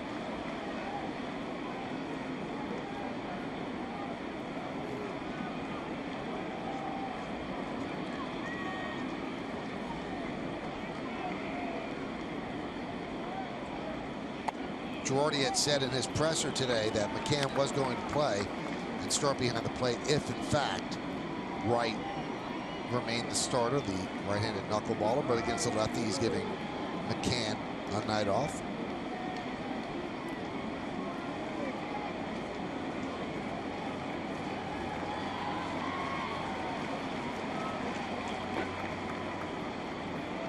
2-0.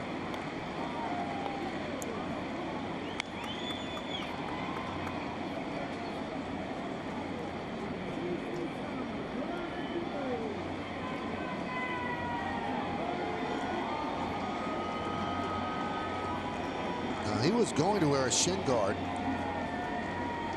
below his knee. It doesn't look like he has one. He said, because if it hits in the same spot again, we're in trouble.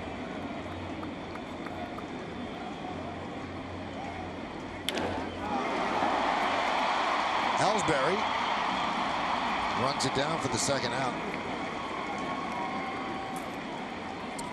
Now this is what happened in last night's ball game. But Dellin Betances on the mound, low end slider, and he thought it hit him in the foot, but it was actually up a little higher on the leg, on the shin. And you can see Big Poppy grimace in pain, and then he was helped off the field, and it looked really bad at that point. Fenway Park, a hush came over the ballpark, and appreciative round of applause, but the fans were certainly concerned, along with the Poppy's teammates, but he's back in there today. He talked about the guard. He said, whenever I put a guard on my leg or my foot, it never hits the guard.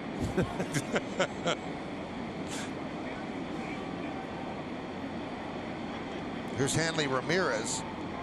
Hit a rocket on a short hop to Gregoriuson. Didi turned it into a 6-4-3 double play when the Red Sox had runners on first and third and one out.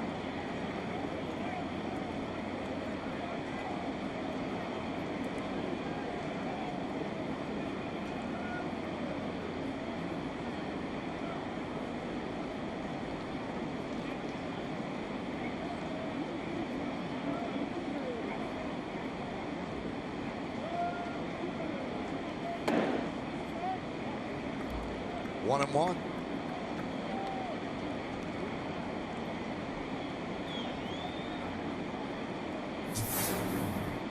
So 66 pitches, 47 strikes, 19 balls. That's 71%.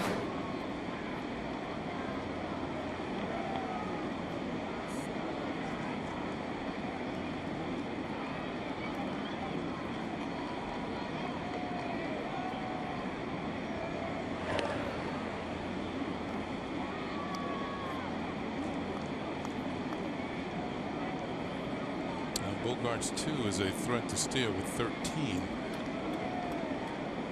But he's been watching the last couple of nights. Bottom of the fifth, 1-1 game. Red Sox 7 hits, Yankees with 3.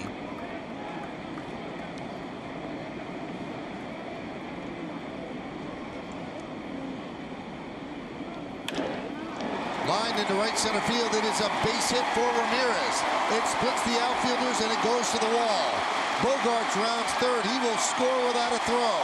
It's an RBI double for Hanley Ramirez, and it's 2-1 Boston. Although Ramirez hit into the double play last time up, he's hit the ball hard 3 times. And in particular this time, as he finds the gap in right center field. This ball is almost right down the middle, belt high. He leans back and puts a nice opposite field stroke on it. And you can see right away Ellsbury and Hicks are in the retrieve mode. Bogart's going to recognize a gapper. Headed for third. Gets the wave. And scores easily all the way from first base. And once again, there were 2 outs.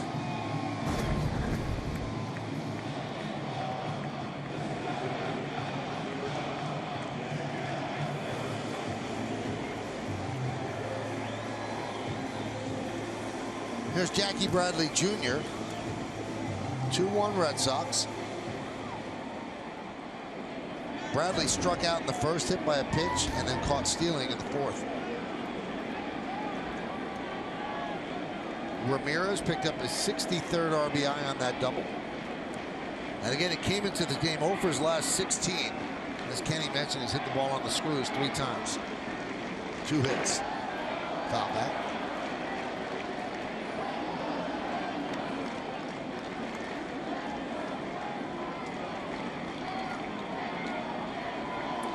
Red Sox have 8 hits off Pineda. Half of them are doubles.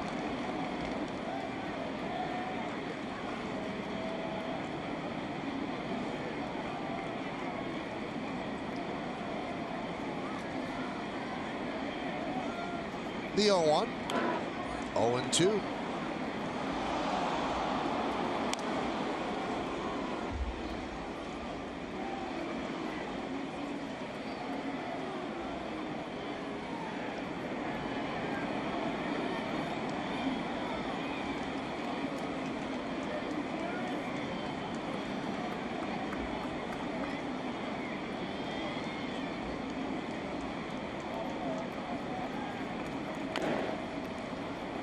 And once again, a 2-out run allowed by Michael Pineda. It has become his cause. It has become his issue. The run in the first, 2 outs. The run here in the fifth, 2 outs. About 63% of the runs he allows, 2 outs. He's trying to strand Hanley Ramirez at second base with 2 outs, and he's actually pitched Bradley tough. Fastball up and in, came back with a slider that he just fouled off his leg.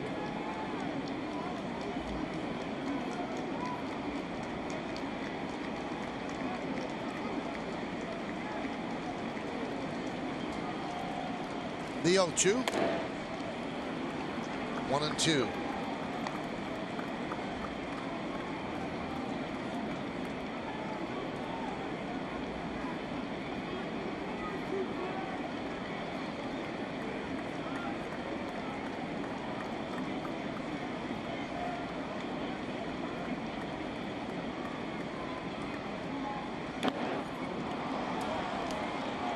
Just got a piece. Bradley, first-time All-Star this year, and he certainly made his mark. He was 2 for 2 at Petco Park in San Diego. It's deflating for a pitcher and a catcher when you have a foul ball. Sanchez had it, couldn't hold on. If you're Michael Pineda, you thought you had that 3rd out. Can you come back? Make another good pitch right here.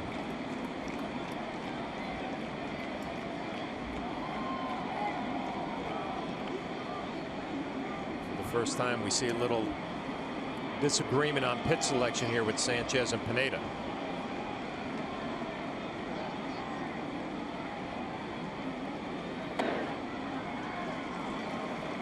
Two and two. Pineda going with a changeup right there, a pitch we don't usually see him throw an awful lot. Missed badly up and away. You're putting the thought of a 3rd pitch into some of these Red Sox hitters' minds.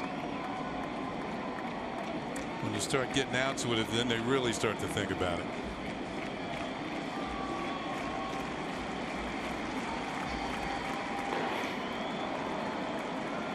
Three and 2 on Jackie Bradley Jr.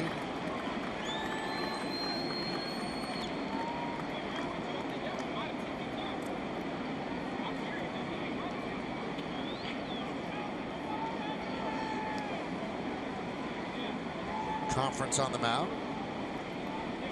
Didi involved. Maybe it pertains to Ramirez picking up signs.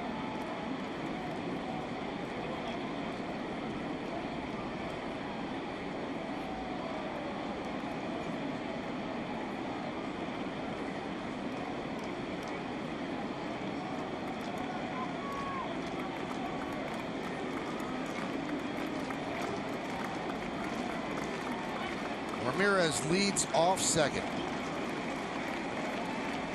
And the 3-2 walked him. So ahead in the count, and then he lost him. So Larry Rothschild will come out and talk with Pineda.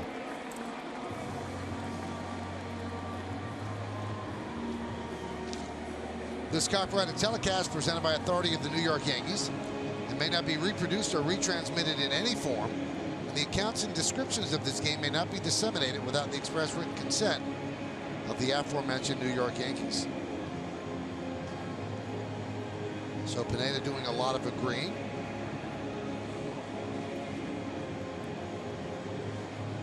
And Luis Cessa just getting up.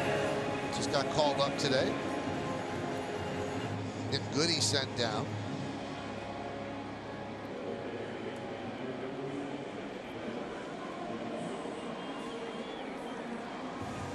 Larry Rothschild has a conversation, and then the threesome continues a different conversation. There he looks like he has something else to say. Change the signs.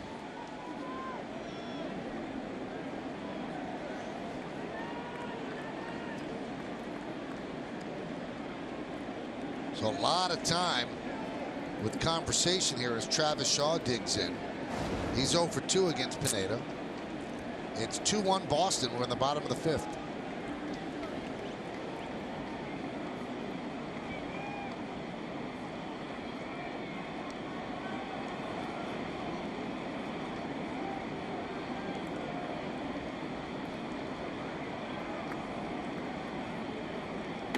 There's a strike through the slider. 0-1.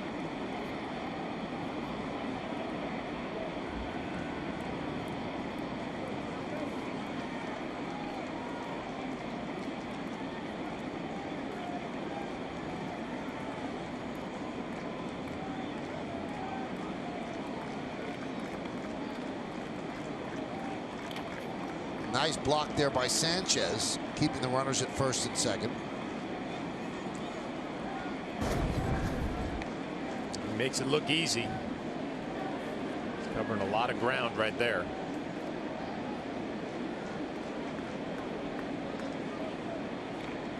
Almost got Shaw in the foot. And a lot of those pitches low and into these left-handed hitters tonight. Putting more pressure on Sanchez to come up with it.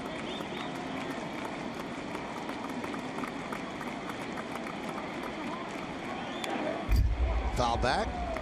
Dialed the fastball at 96 there in the count 1-2.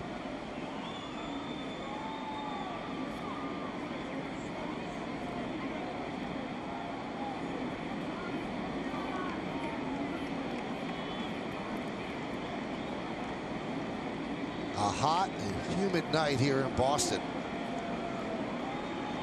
You've got Hanley Ramirez at second, Jackie Bradley Jr. at first, and a 1-2 count on Travis Shaw at the plate. Pitch. Bounced up there again, another block by Sanchez. And another conference.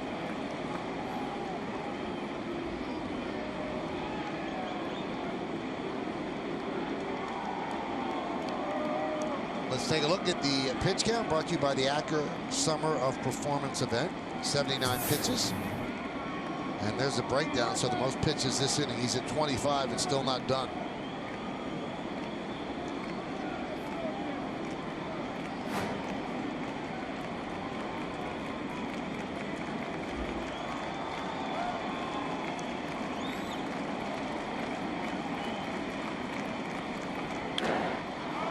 Popped up, shallow left, coming on Gardner, and he makes the play for the final out. But the Red Sox take the lead, 1 run, 2 hits, and 2 men left on base. Let's go to the 6th, 2-1 Boston.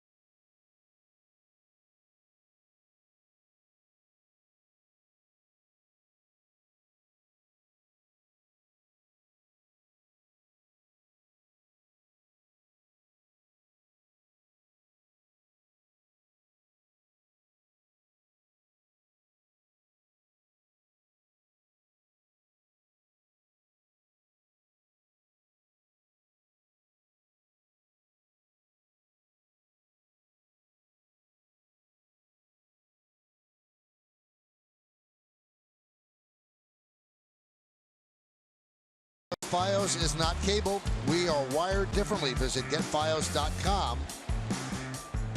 Yankees and the Rays tomorrow. Chris Archer will pitch to A-Rod in his final game in pinstripe. 6-15, 4.26. CeCe for the Yankees, 6-9, 4.18. Coverage will begin at 6 p.m. an hour-long pregame. And we'll have a long sit-down that I did with Alex Rodriguez during that pregame show. First pitch will be after 7 because there's going to be a little bit of a ceremony before time. So the Red Sox have a 2-1 lead. Now, I had Alex on the radio show simulcast today, and he was asked by my co-host Don LaGreca, what about playing third base tomorrow? And have you asked Girardi that? And Alex said, I did ask Joe, and he said no. Which kind of makes sense because he hasn't played third in forever. In like a couple of years. Right. But I could see him going to third base in the 8th inning from the DH spot if they were up 10-1 or down 10-1. Meredith, you talked to Alex afterward in the Yankee locker room, right? Michael, he said he understands the decision. He's okay with the decision. He even joked that maybe Girardi would save him a little bit of embarrassment. You have to think of the fact that Rodriguez hasn't appeared in a game at third base since May 19th of last year against the Washington Nationals. So it has been a long time. He was asked as well how he would think he would do in the event that he would get the opportunity. And he kind of joked he hopes the ball doesn't take a bad hop. That would be a bad scene for him. But you did get the sense that he really would like to be out there. He talked about making the switch to third base to come here to the Yankees, and that was a big part of it. He feels as though Yankees fans identify with him as a third baseman. And Joe Girardi kind of left the door open, saying, should something crazy happen in the game, or should it be a lopsided score one way or another, he would maybe consider putting Alex out there for an inning. Well, that's fair. And I think not starting him is fair because you are still trying to win games. Well, Alex almost got into a game at third base on the West Coast. The Yankees had to run out of players, but it didn't happen. If they had tied the game, he would have gone in, and he actually went into the clubhouse and got his glove. And was excited about it. Oh, yeah. He's been taking some ground balls here in Boston.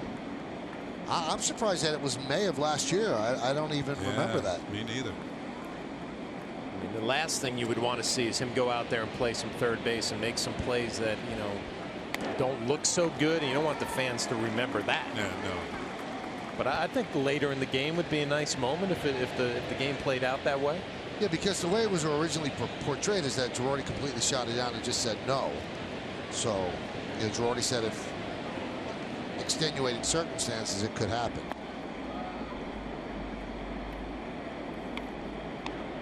He actually played third base 4 games in 2015, 2 starts.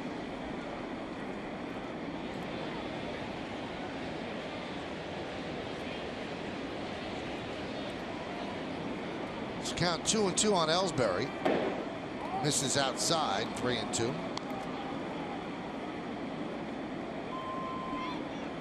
Chase Headley's on deck. A-Rod after him.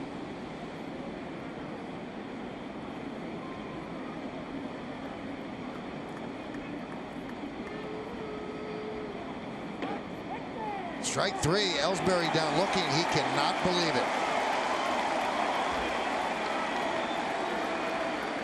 He had taken a step toward first. Leone, fastball away, brings it back to the strike zone. Well, you make your determination if it crossed home plate.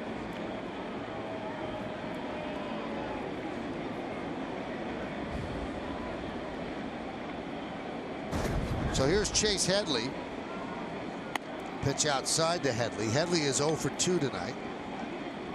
Ellsbury's been a leadoff hitter for many, many years, and leadoff hitters and top of the lineup hitters rely on their batting eyes to work their way on base, and sometimes it comes back to haunt you.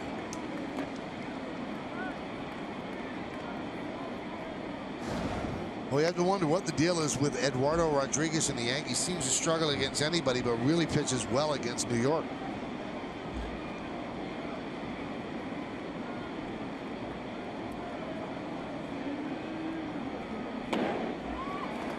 2-1.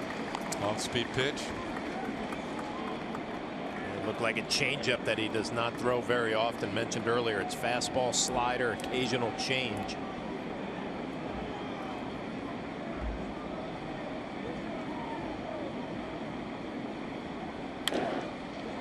Grounded to short. Charging is Bogaerts.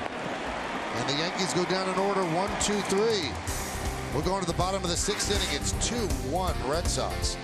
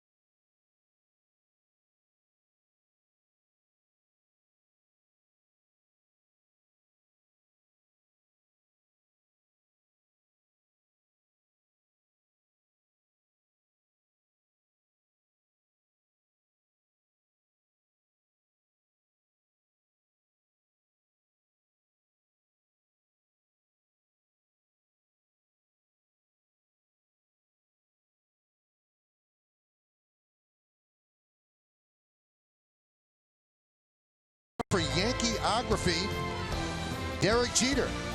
You will look at what the captain has done throughout his historic career, and also includes his dramatic final game at Yankee Stadium. Yankeeography, Derek Jeter, after the postgame. Bottom of the 6th inning, 2-1 Boston over the Yankees. It'll be the bottom third of the order against Pineda.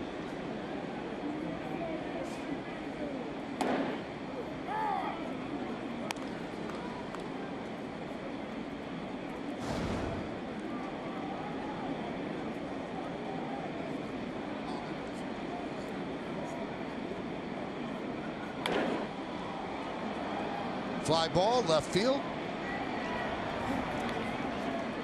And Holt is retired.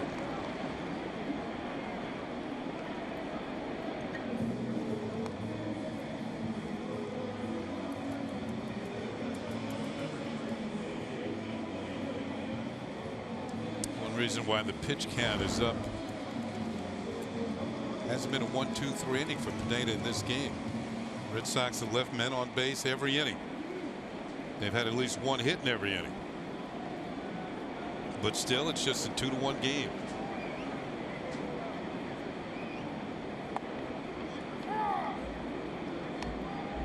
Strike to Leon. 2 more hits tonight, hitting .381. He hasn't hit a ball hard. He's 2 for 2. That's when you know you're having a good year.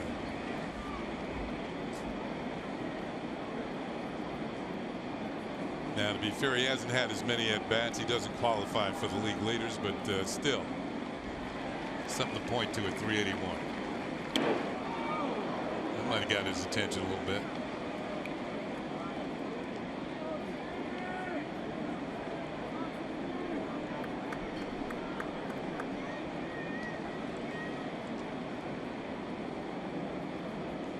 They shift for him. 3 infielders on the right side.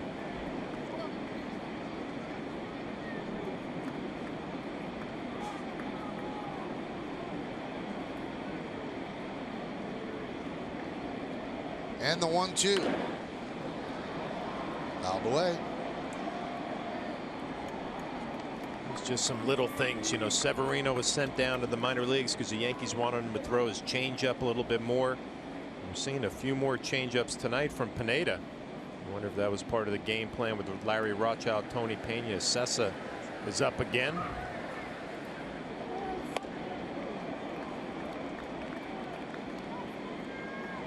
Two and two.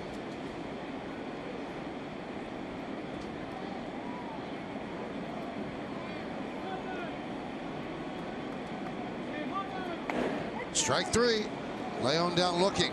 2 away.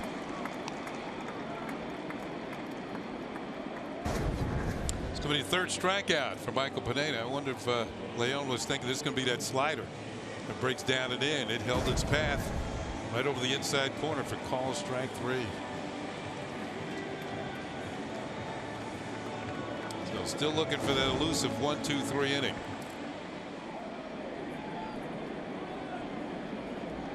Here's Andrew Benintendi.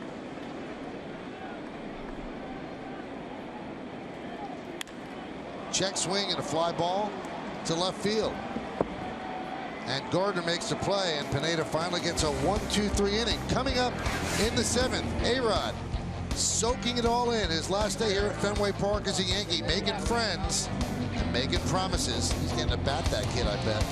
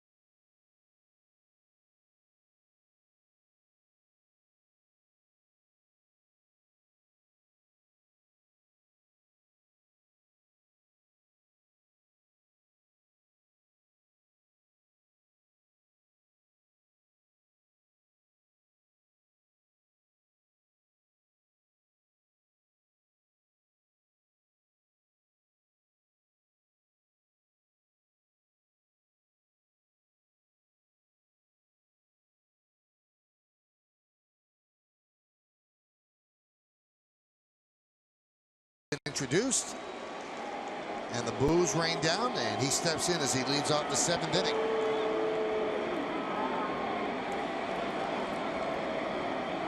Oh for 2 with soft hit balls to Dustin Pedroia. GMC scoreboard 2-1 Boston.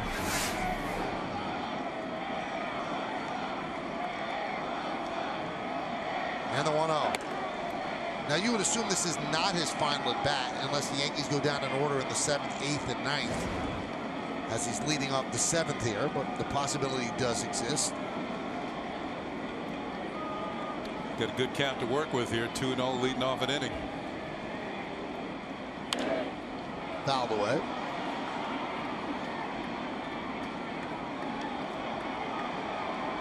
Remember something Mickey Mantle always used to say? He finished his career at 298. Felt that he hung around a little bit too long and regretted that. And Alex is at 201. So if he doesn't pick up a hit either tonight or tomorrow, he's going to finish under 200 in his final season. I'm sure that will bother him. Grounded, just fouled, just missed hitting the bag. Count 2-2.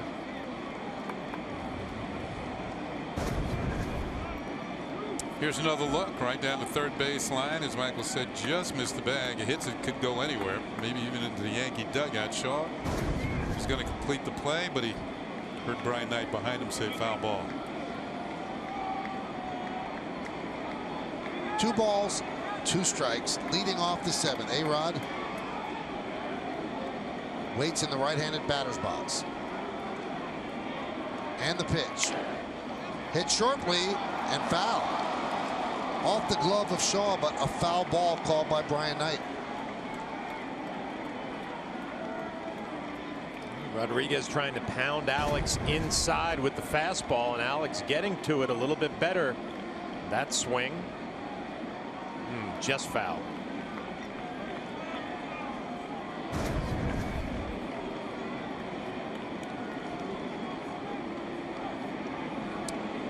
He's come in there twice.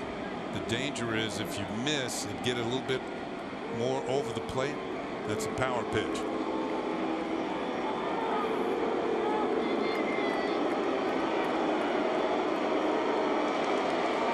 And the 2-2. Alex has family and friends coming in from Florida, California, the Dominican Republic tomorrow. They will be out in force at Yankee Stadium for his final game in pinstripes. So the count is full. And the pitch. Swing and a miss. He struck him out.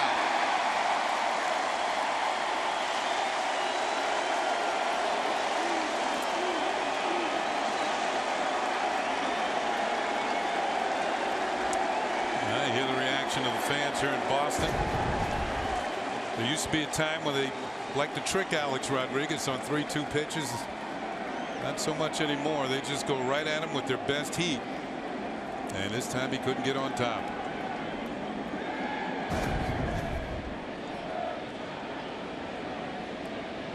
So Alex is 0 for 3. Here's Starlin Castro. And the pitch low.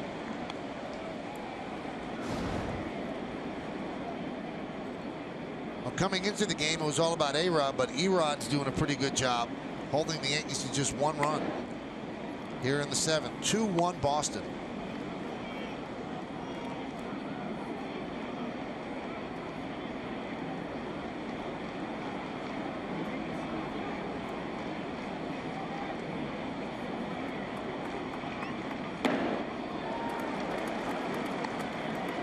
There's that change.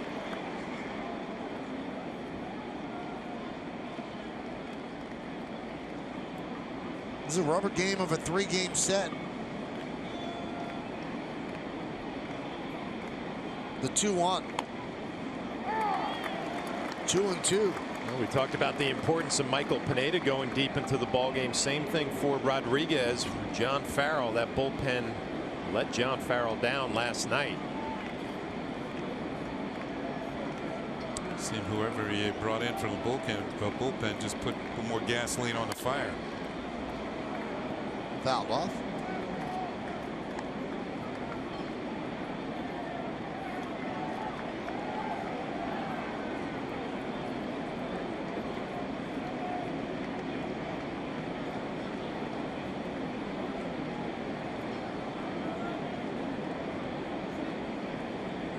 Castro's 0 for 2. Fly ball to left, fly ball to center. Shaw deep at third, fairly close to the line. The 2-2. 3-2.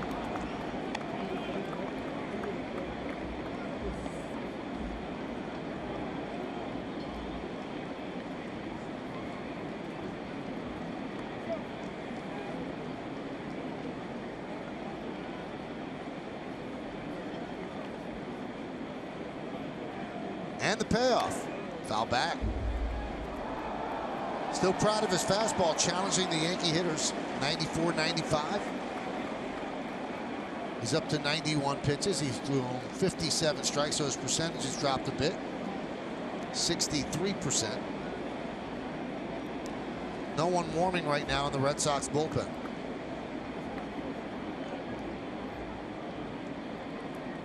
And the payoff. Swing and a miss in the dirt. And Castro just walks away so he doesn't have to be tagged. 2 away.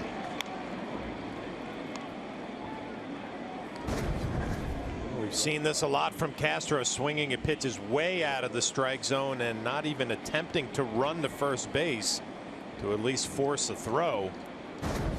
Nothing else, it just doesn't look good. And once you do that, then the catcher doesn't have to throw to first base. So you surrendered the out. That's what he did by not running. Once you reach the grass, you're off for the dirt portion. That's giving up the at bat. Gregorius with a fly ball to center field. Jackie Bradley Jr. puts it away. And Rodriguez has retired 7 in a row. Time for the stretch here in Boston. 2-1 Red Sox.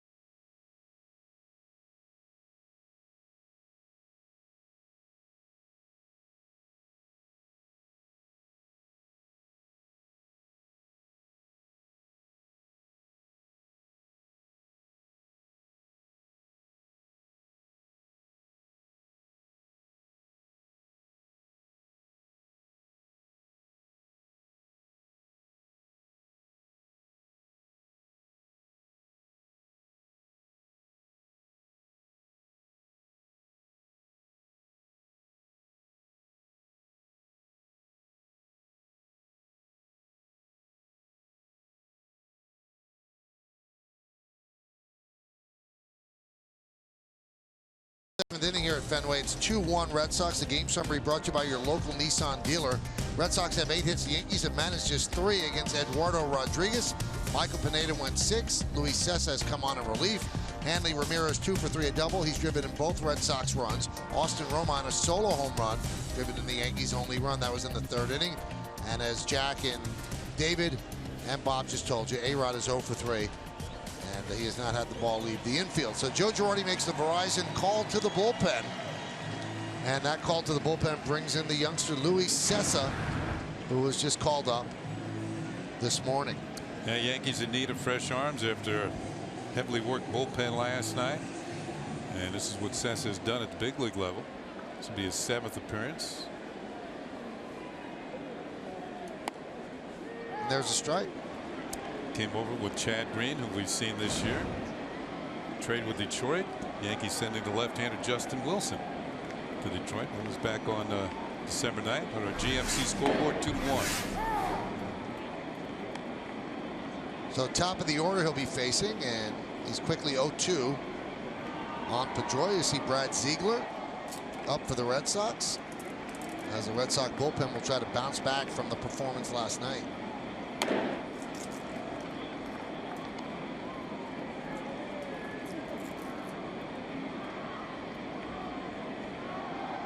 You saw that last fastball at 97. That will press any scat.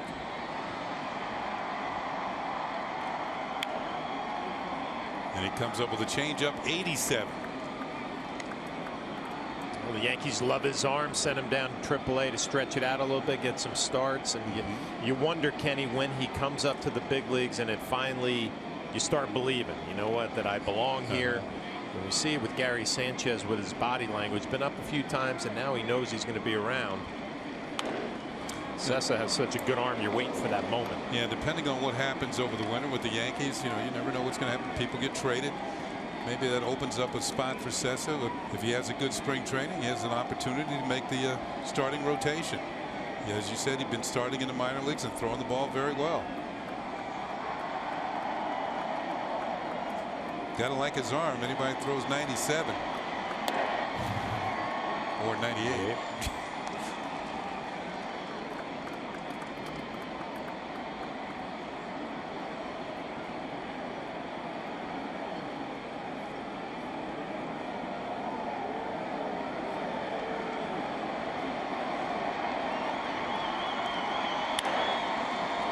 Grounded to Romine, taking himself one away. Now this could be construed as a little bit of an odd move because you're bringing in a kid who has 6 games this year in a very tight game that you want to win. But you did use your bullpen yesterday. You used every single guy out there other than Swarzak. So I guess you have him up. You bring him in, but if it doesn't work out, you are going to be questioned about that. Why didn't you go with your high-end relievers? I think you just gave the perfect answer, though.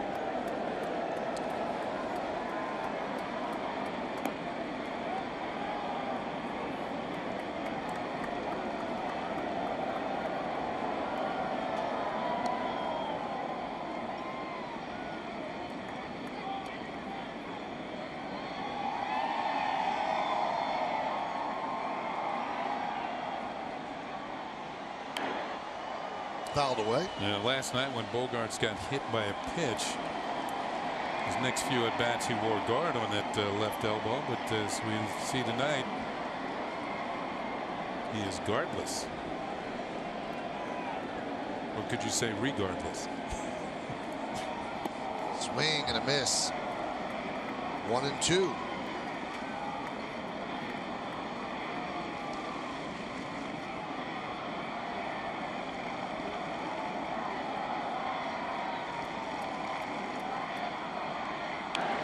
Right in on the hands at 97, and Bogaerts fights it off and fouls it back. One thing I'm noticing with Gary Sanchez, and I noticed it with Pineda and here with Cessa, he likes calling that fastball in and forcing his pitchers to use the inner half of the plate. I love it. So called a changeup from Cessa this at bat. Swing and a miss. Down goes Bogaerts, 2 away. And classic pitching, up and in, down and away. After that fastball up and in, looked like a little cutter or a slider down and away. Yeah. Your Bogaerts, you saw it all in 3 quality pitches, and Cessa looks like he's talked about Sanchez being confident. Cessa looks like he's in control tonight as well. 2 outs is where the Red Sox are dangerous tonight. They're 6 for 11 with 2 outs. Yankees are 0 for 6 with 2 outs.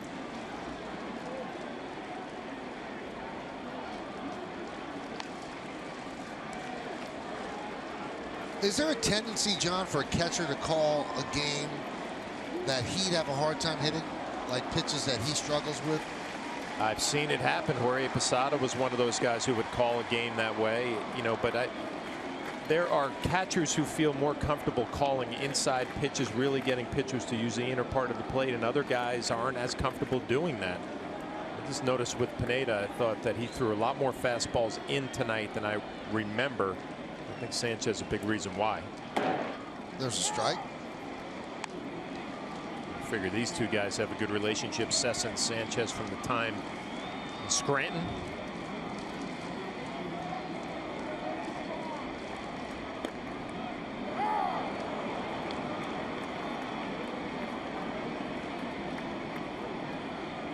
Fought back nicely in the count. A sign of encouragement from Sanchez for his pitcher.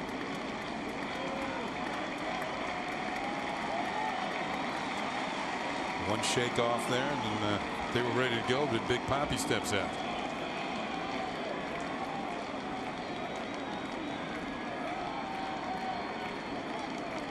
Two balls, 2 strikes, 2 outs. Cessa deals. He could not hold up.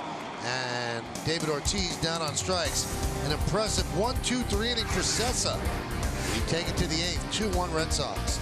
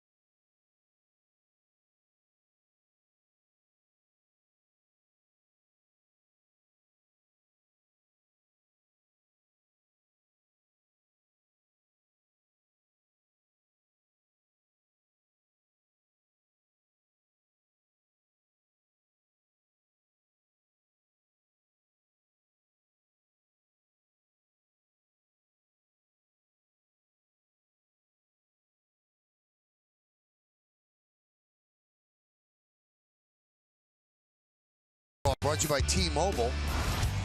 Well, Jose Fernandez, who's had such a outstanding season coming back from Tommy John surgery, he's going to skip his next start for the Marlins due to an innings limit. Kendrys Morales, who came on the field after being ejected, now will serve a one-game suspension tonight. And Matt Adams of the Cardinals placed on the 15-day DL with shoulder inflammation. So that is our greater coverage of baseball. So Brad Ziegler will take over for Eduardo Rodriguez. Couldn't be much better than he was. He made that one mistake, that Romine hit over the monster. And now it'll be the bottom third of the Yankee order. Hyundai scoreboard, 2-1 Boston. Gary Sanchez against Ziegler. And that one is grounded. Left side. Nice play by Pedroia. Fires to first. And Sanchez and Ramirez run into each other, and Sanchez is safe. And Hanley looks like he's hurt.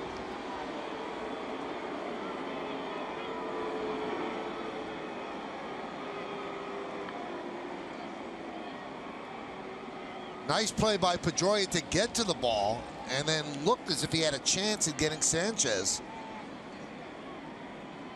But a collision at first base, and Sanchez reaches, and let's see how Ramirez is. Well, we told you that Sanchez was tight end worthy, and there's a collision. Two fairly large men involved, but it looked like Ramirez got bent over backwards.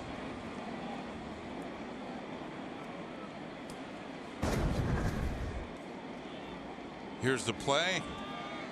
Pedroia, one hop throw, and Ramirez trying to catch the ball and avoid Sanchez, and he gets run over, and it looks like maybe his lower back.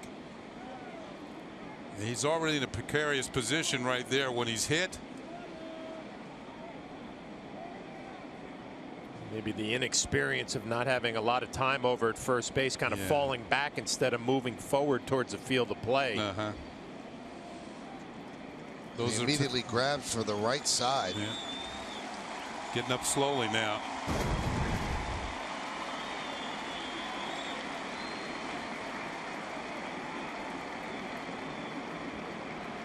That was quite a collision. They scored a hit for Sanchez.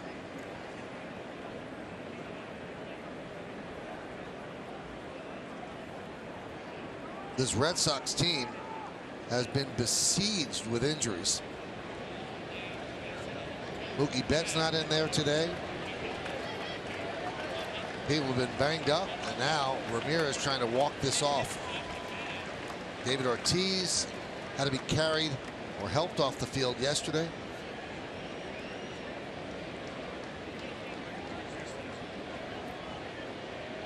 They've lost a couple of catchers. Kimbrel was on the DL. A nice play by Pedroia to get there flat-footed, so the throw comes up short.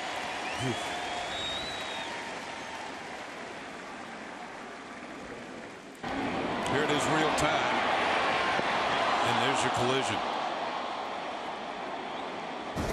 So Ramirez is going to stay in the game.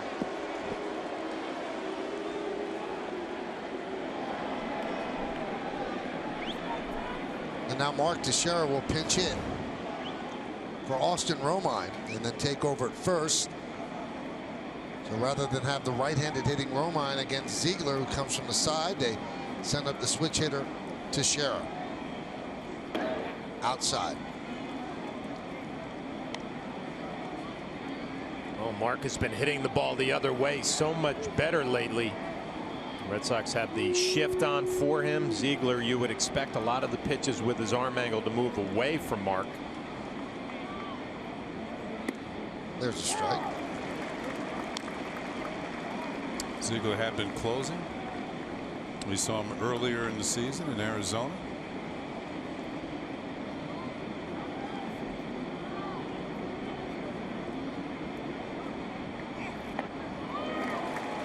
One and two. Not really your prototypical hard-throwing closer who blows people away. More the movement on the fastball, trying to get ground ball closers. Swing and a miss. As Teixeira strikes out. He relies on deception with his delivery.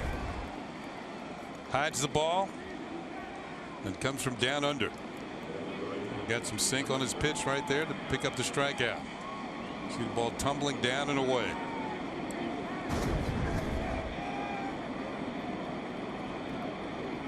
Here's Aaron Hicks. Aaron's 1 for 2.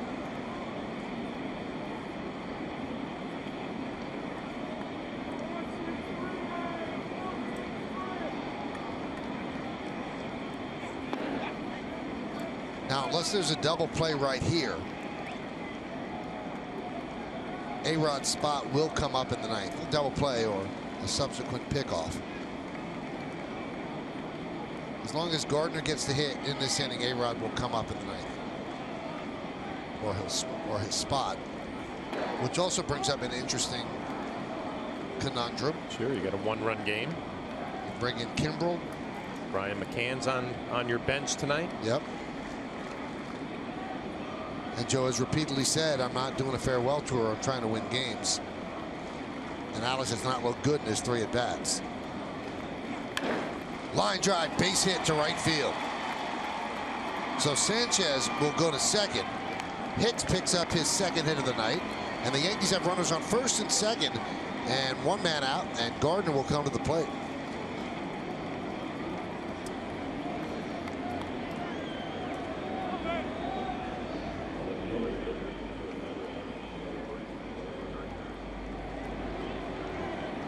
There's nobody up in the Red Sox bullpen. And they're carrying 3 left-handers. But as Kenny said, he's got the pitch to get out lefties. Also the lefty that came in the game last night, Robbie Ross Jr. didn't really do the job. Nabad came in last night through that eephus changeup and took the loss in the game.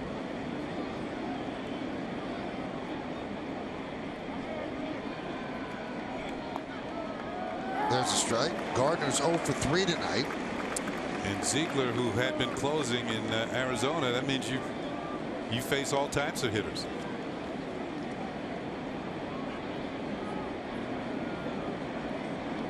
Sanchez at second. Hicks is at first. 1 man out. We're in the 8th. 2-1 Red Sox. Sanchez needs to get a bigger lead. Bogarts is way back, and Pedroia, he can see him off to his left. Nice secondary lead.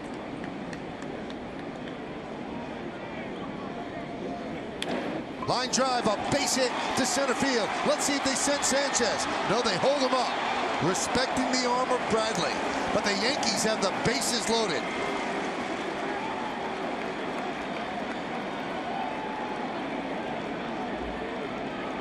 Ziegler is not a strikeout pitcher. He's a contact type pitcher. He's relying on sinking movement to get ground balls. That one stayed up, and Gardner ripped one into center field for a base hit.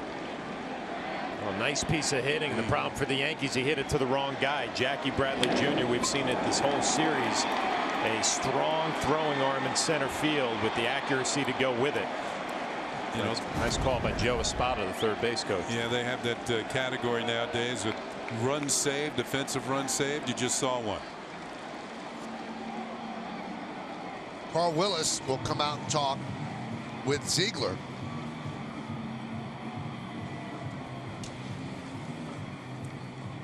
Now, I'm not sure if Sanchez could score on just a medium range fly ball. You do have an extra catcher on the bench in McCann.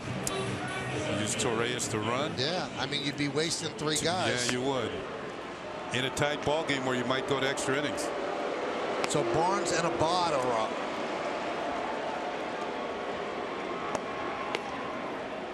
So here's Ellsbury after the conference with Willis. Sanchez at third, Hicks at second, and Gardner is at first.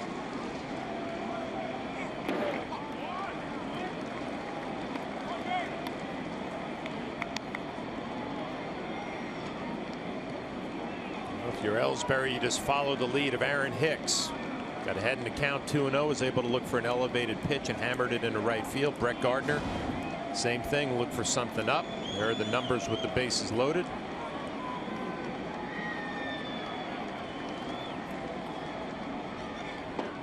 Two and 0, no place to put Ellsbury.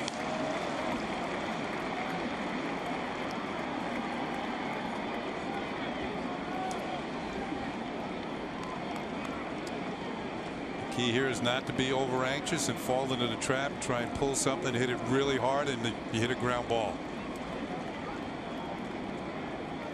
The 2-0. Line to left field. It is over the head of Benintendi and all the way to the Green Monster. Sanchez scores.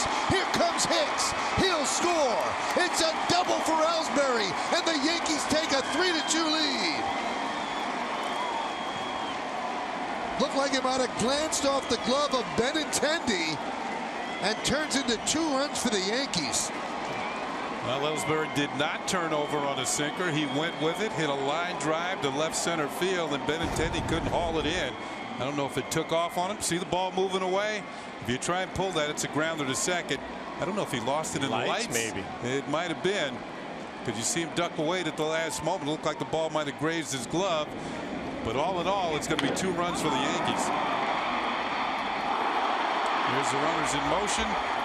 Sanchez and Hicks flying around third. He'll score. Gardner sets sail, and he stops at third. So they're going to intentionally walk Headley to pitch to A-Rod.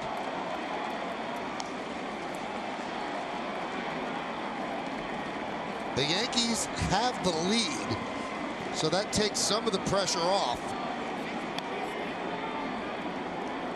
It's got to be a tough call for Joe Girardi. Do you send Brian McCann up there for Alex Rodriguez, or like you said, you have the lead now and you let Alex swing? And also, John, he makes a choice. If he sends McCann up, it's McCann against Abad or Ziegler against A-Rod.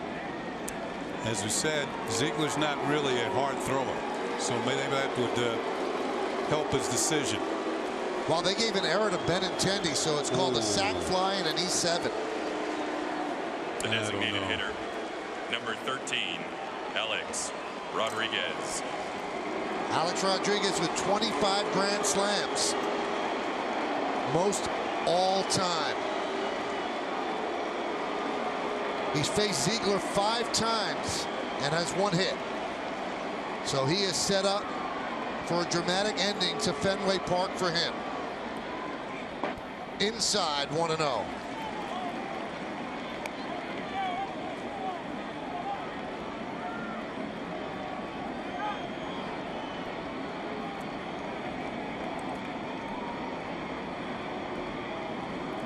Ziegler has given the lead up. Yankees lead 3-2. The bullpen last night didn't do it. Not doing it tonight. And the 1-0. Sliced foul. 1-1. A-Rod got his first hit here at Fenway Park. A chopper towards short. An infield single for a guy with 696 home runs.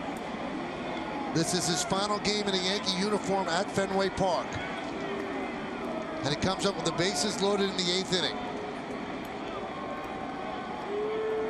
The 1-1. 2-1.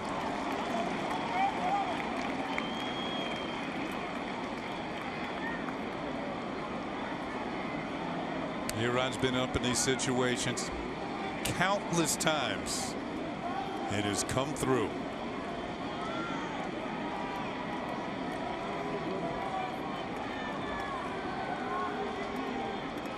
And the 2-1.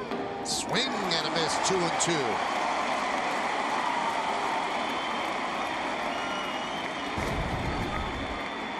Like a changeup, right on right. Ziegler took a little bit off. Alex right over the top. Looked like that might have been out of the strike zone. Alex 0 for 3 tonight. This might be his final at bat tonight, and it is a big one. Here's the 2-2. Dribbled slowly in front of the plate. A run scores. Throw to first. They get A-Rod, but he gets an RBI. And the Yankees now lead 4-2 as Gardner crosses home.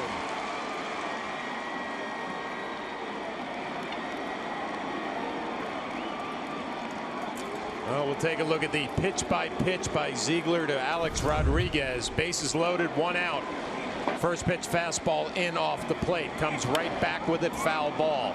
Then he goes changeup that misses in off the plate. Follows it up with another changeup. Swing right over the top. And then the slider. Alex puts it in play. Going to pick up an RBI. It is his 30th ribby of the year. Yankees lead 4-2. Runners on second and third. As Castro swings and misses.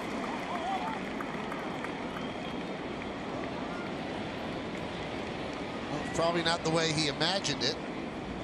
Smiling all night.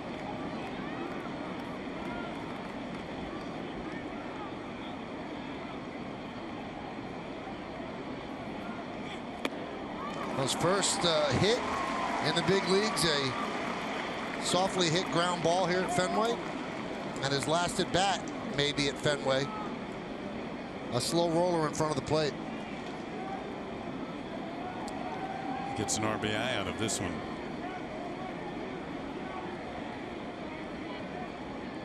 And the 0-2. Swing and a miss.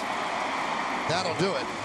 But the Yankees take the lead. They score 3 runs. A-Rod gets one of the ribbies. We go to the bottom of the 8th. 4-2 Yanks.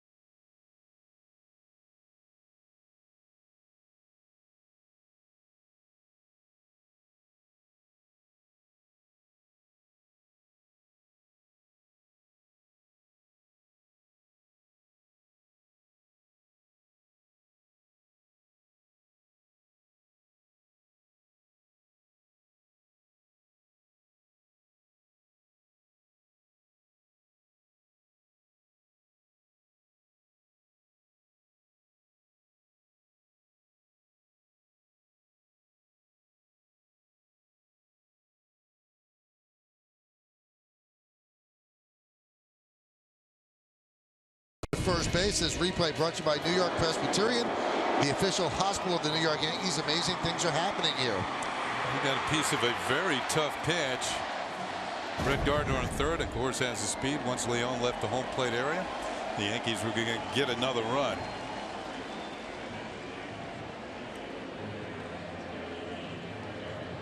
Only one of the runs last inning was earned because of the error on Benintendi. How about the faith that Joe is showing in the youngster Luis Cessa? Has the lead and sending him back out there for the 8th inning. He worked a 1-2-3 7th. Not just a 1-2-3, an impressive 7th. Couple of strikeouts. Aaron Hill is pinch hitting for Hanley Ramirez, and it's a hard ground ball to short. Backhanded by Gregorius. Fires to Teixeira, who's taken over at first base, 1 away. So Ramirez probably hurt. There is Teixeira at first. Strangely stayed in the game, but felt that he couldn't hit. Hyundai scoreboard 4-2 Yankees over the Red Sox. Second consecutive night, the Yankees have put 3 runs on the board in the 8th inning.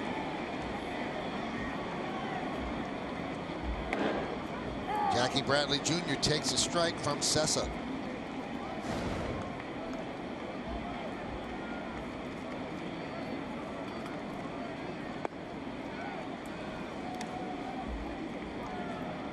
4-2 Yankees lead. Trying to take 2 out of 3 from the Red Sox at Fenway.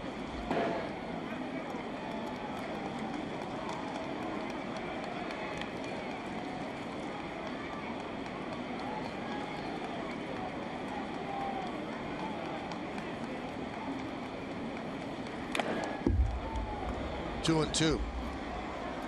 So Benintendi charged with an E7. Would have been a sac fly, they believe, nonetheless. Hard line drive that Sanchez would have scored. That would have tied the game. But instead it turned into much more. Clay Buchholz and Matt Barnes. Buchholz is supposed to start on Saturday. He pitched yesterday.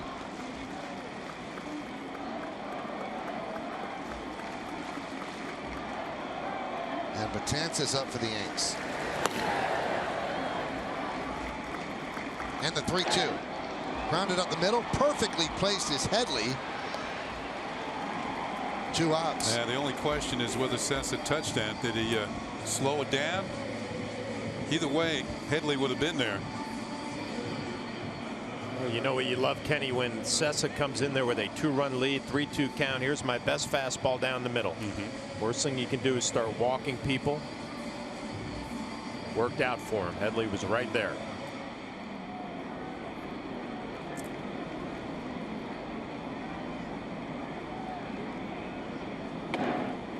And there's a strike to Travis Shaw.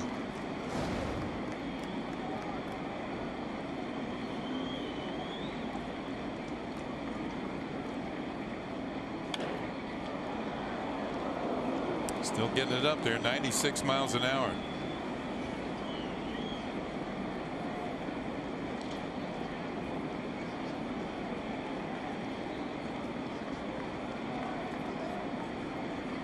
He wants it upstairs. A little too far. With the trade of Chapman and of Miller and the ascension of Betances to the closer role, looking for a bridge. They might have found it. Nice changeup. Fly ball to center field, and Shaw will put it away as the Red Sox go down in order against Sessa. He's retired 6 in a row. We go to the 9th at Fenway.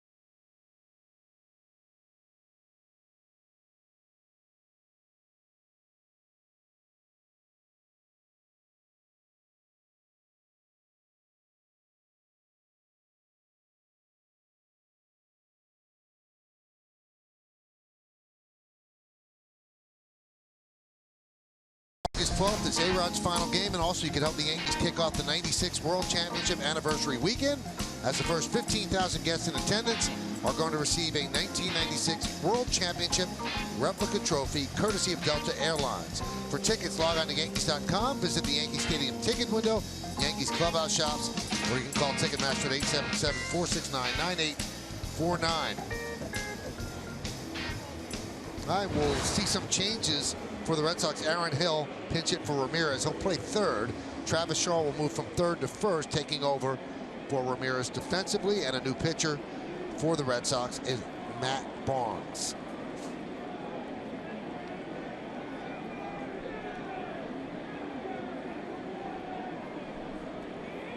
Gregorius, Sanchez, and Teixeira as the Yankees lead this one 4-2.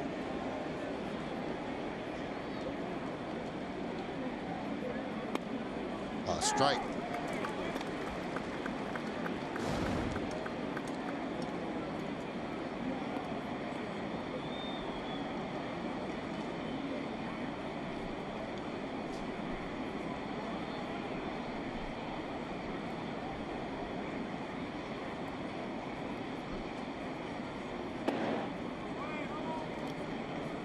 One and one. Ben Heller up in the Yankee bullpen. It would be his major league debut if he came in. Now the Yankees are up 4-2. And that one is fouled off of Gregorius, and Betances has sat down in the bullpen. He was throwing. Yeah. Would think Betances probably got close to being ready, and he'll get up here maybe with an out or two, and Heller is up in case the Yankees have a big inning here, maybe extend it a little bit, as would be my guess.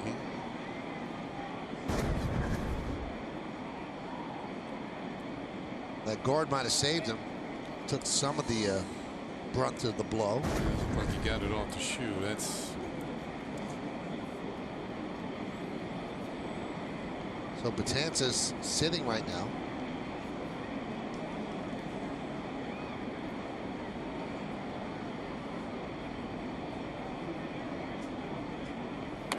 Heller has 13 saves in the minors this year. Most of the season in the Indians farm system before coming over in the Miller deal.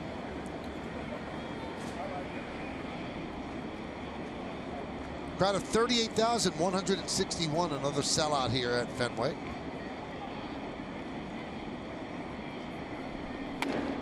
Blew it right by him. Didi down on strikes.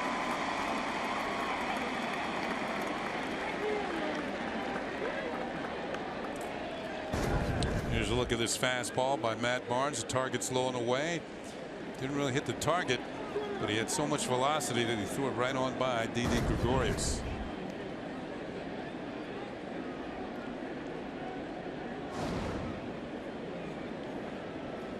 Here's Gary Sanchez. He started the 8th inning with that single where he ran into Hanley Ramirez.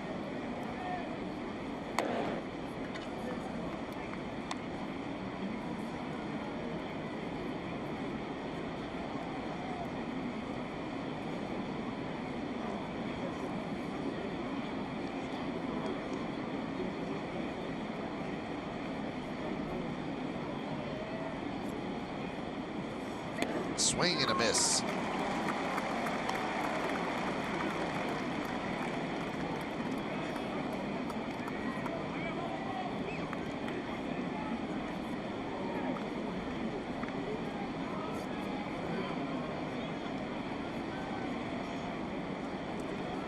Four hits last night, 1 for 3 tonight.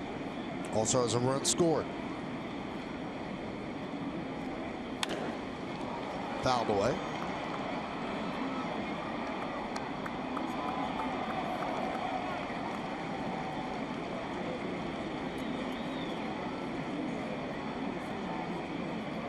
Now Heller has stopped throwing, and there's nobody throwing in the Yankee bullpen.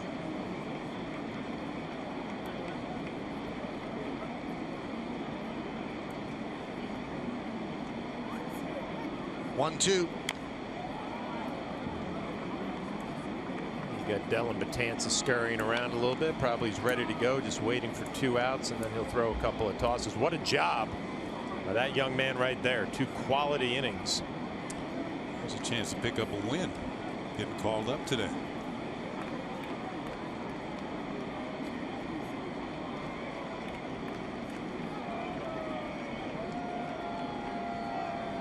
One-two. It looks like Barnes is intent on making Sanchez hit a breaking ball. He's trying to stay away from the fastball here.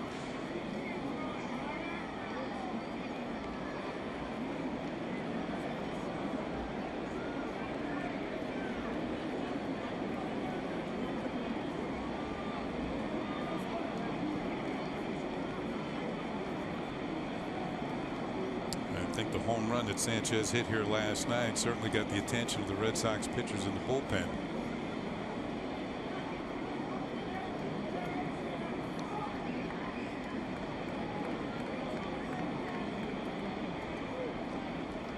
Two outside, 3-2.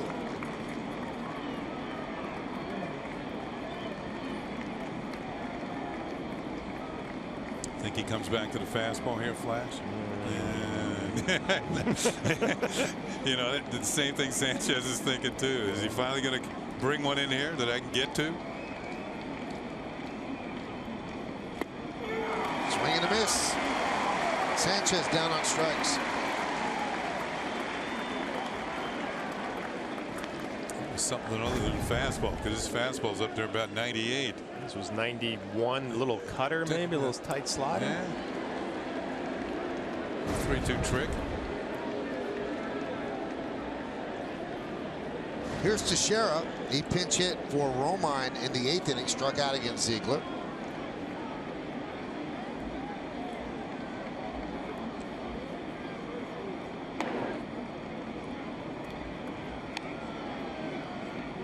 Betances now throwing again.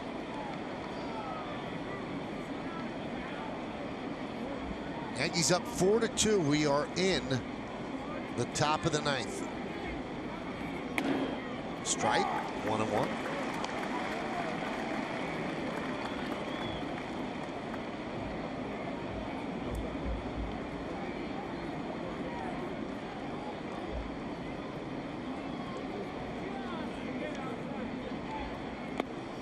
Did he hold up? No, he did not.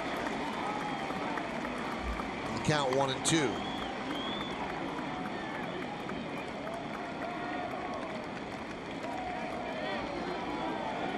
Farrell has some work to do with his bullpen. Struggled last night. Ziegler, not helped by his defense, he struggled tonight. Swing and a miss. And Barnes strikes out the side.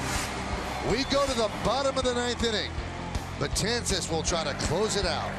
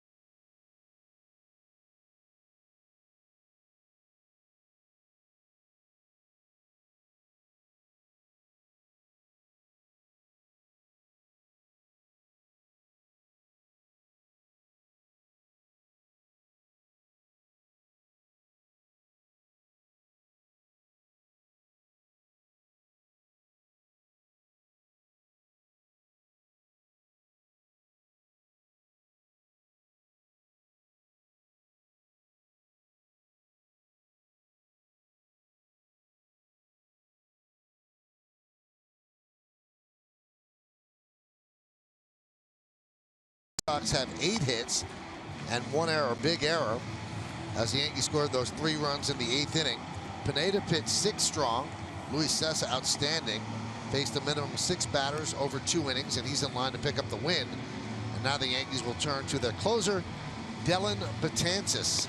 And they try to take 2 out of 3 from the Red Sox. So those are the numbers for Dellin, with 96 strikeouts and 54 1/3 innings pitched. And he'll face the bottom of the order for the Red Sox.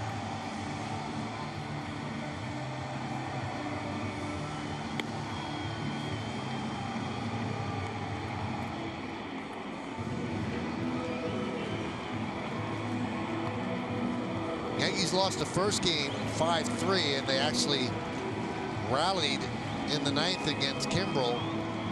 Kimbrel ended up coming out of the game, and Barnes picked up his first save. So the Yankees had an opportunity there. They won yesterday and trying to win here tonight. Have to guard against the bunt with Holt at the plate. Teixeira's now moving in about even with the bag at first, and Headley's in at the corners. Fastball inside, 1-0. So Holt is 1 for 3 tonight. It'll be 7, 8, 9 in the Red Sox order.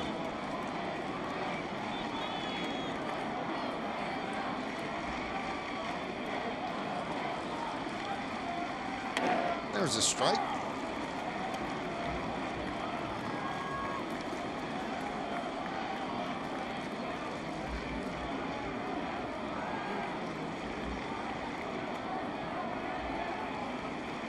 The 1-2. Skips rope to get out of the way.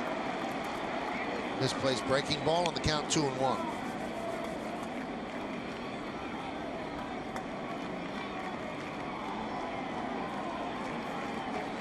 You always feel good with Dellin Betances out on the mound with Robbie Thompson and Joe Girardi talking it over, but Fenway Park is never over until it's over at this place. Count 3-1.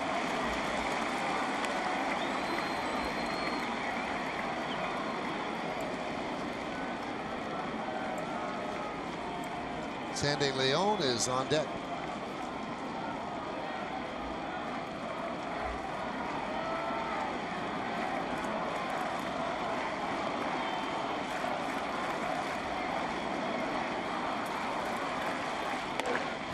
With a fastball strike, you can see right now he doesn't have the feel on the breaking ball. He bounced one high. So the fastball is what he has at this point. With a 2-run lead, does he challenge Brock Holt with another fastball on 3-2? Swing and a miss. He does. One away. Holt actually helped him out. That might have been out of the zone. But Holt's thinking along your lines, Michael. He's thinking fastball. I got to be ready. I got to be quick. It looked pretty good up in his eyes, but it's hard to get on top of a 98-mile-an-hour fastball.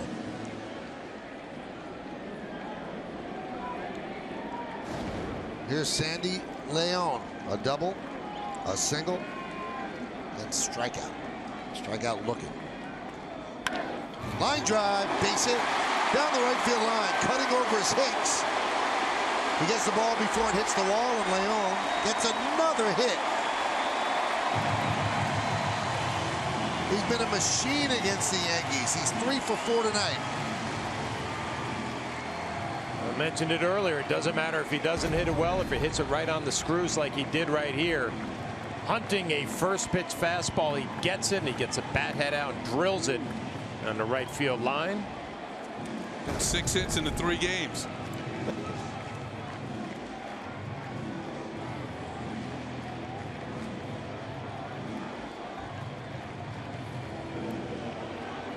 Now Andrew Benintendi will have a chance to atone for this play. I still think he lost it in the lights. Just the way he reacted to the ball. He was given an error on that play.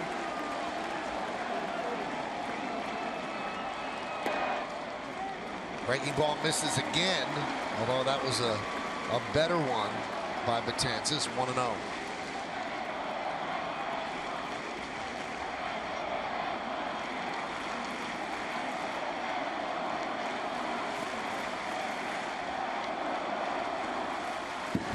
That one gets past Sanchez, and advancing to third is Leon. Had to be crossed up. That caused the heart rate to rise a little bit. Expecting a curveball, you get a fastball at 98 miles an hour, and thank goodness it misses Sanchez. It misses wow. plate umpire Tony Randazzo as well.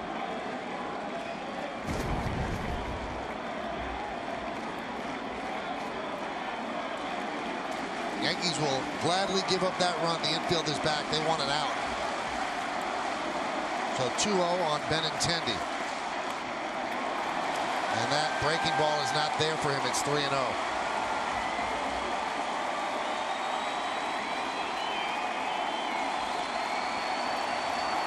Kendall up just in case.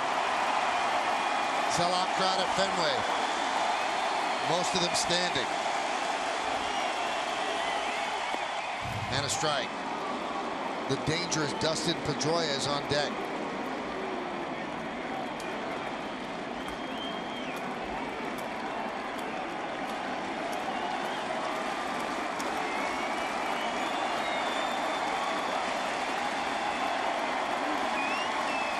And the 3-1.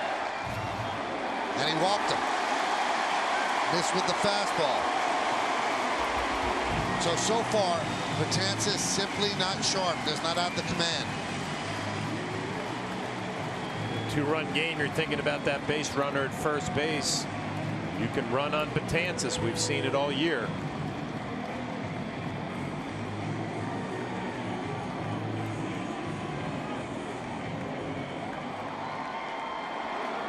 Yankees have not caught a base runner attempting to steal against Betances.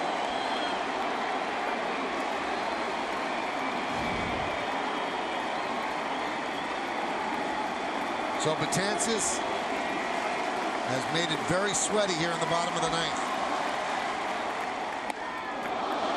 Breaking ball. Misses. 1-0. You're right, Michael. He just doesn't have that good feel for it. That backs up a little bit.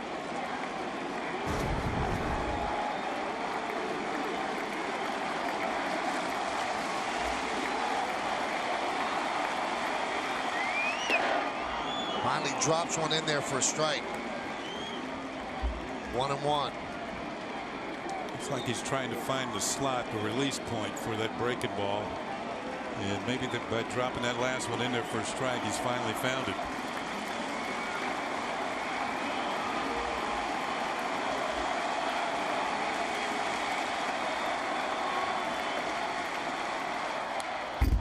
Goes with the fastball, fouled straight back by Pedroia. Now ahead in the count, 1-2.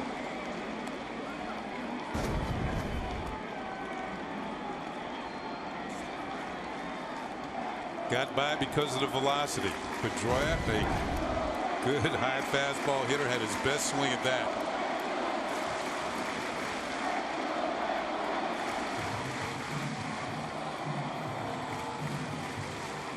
Three-way conference on the mound.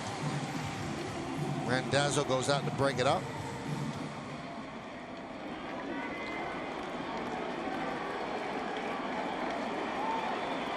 You think that has anything to do with Benintendi at first if he takes off for second, what they're going to do? I think that would be part of the conversation. First and third. One man out, bottom of the ninth. Yanks up by 2. 1-2. Swing and a miss, got him. A big strikeout of Dustin Pedroia, and the Red Sox are down to their final out. Well, he didn't have the feel for the breaking ball early in this inning, but he threw 2 good ones to Pedroia. Pedroia way out in front. As you can see, kind of a wild swing as he strikes out.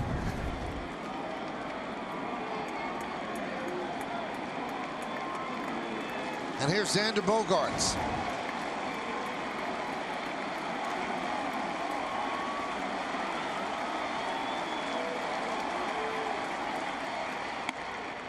Fastball misses outside. 1-0. David Ortiz is on deck if Bogaerts reaches.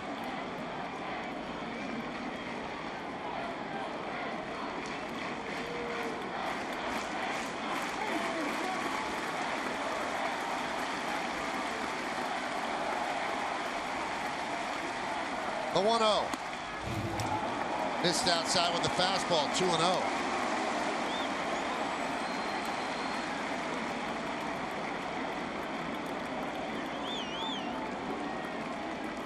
Three for 13. A ribby and 5 strikeouts against Betances for Bogaerts.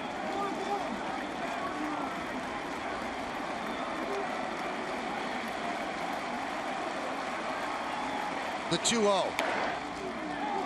Now the breaking ball's working for him and not the fastball. And it's really that short breaker right now at 85. He's kind of tightened it up a little bit. Has been able to find the strike zone. It's not the big breaking ball that we're used to seeing.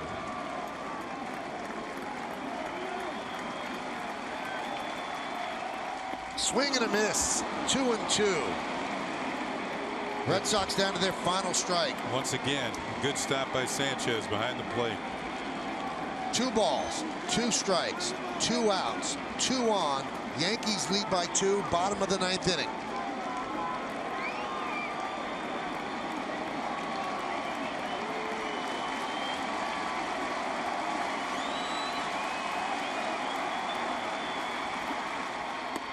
Strike 3, ball game's over, and the Yankees win 4-2.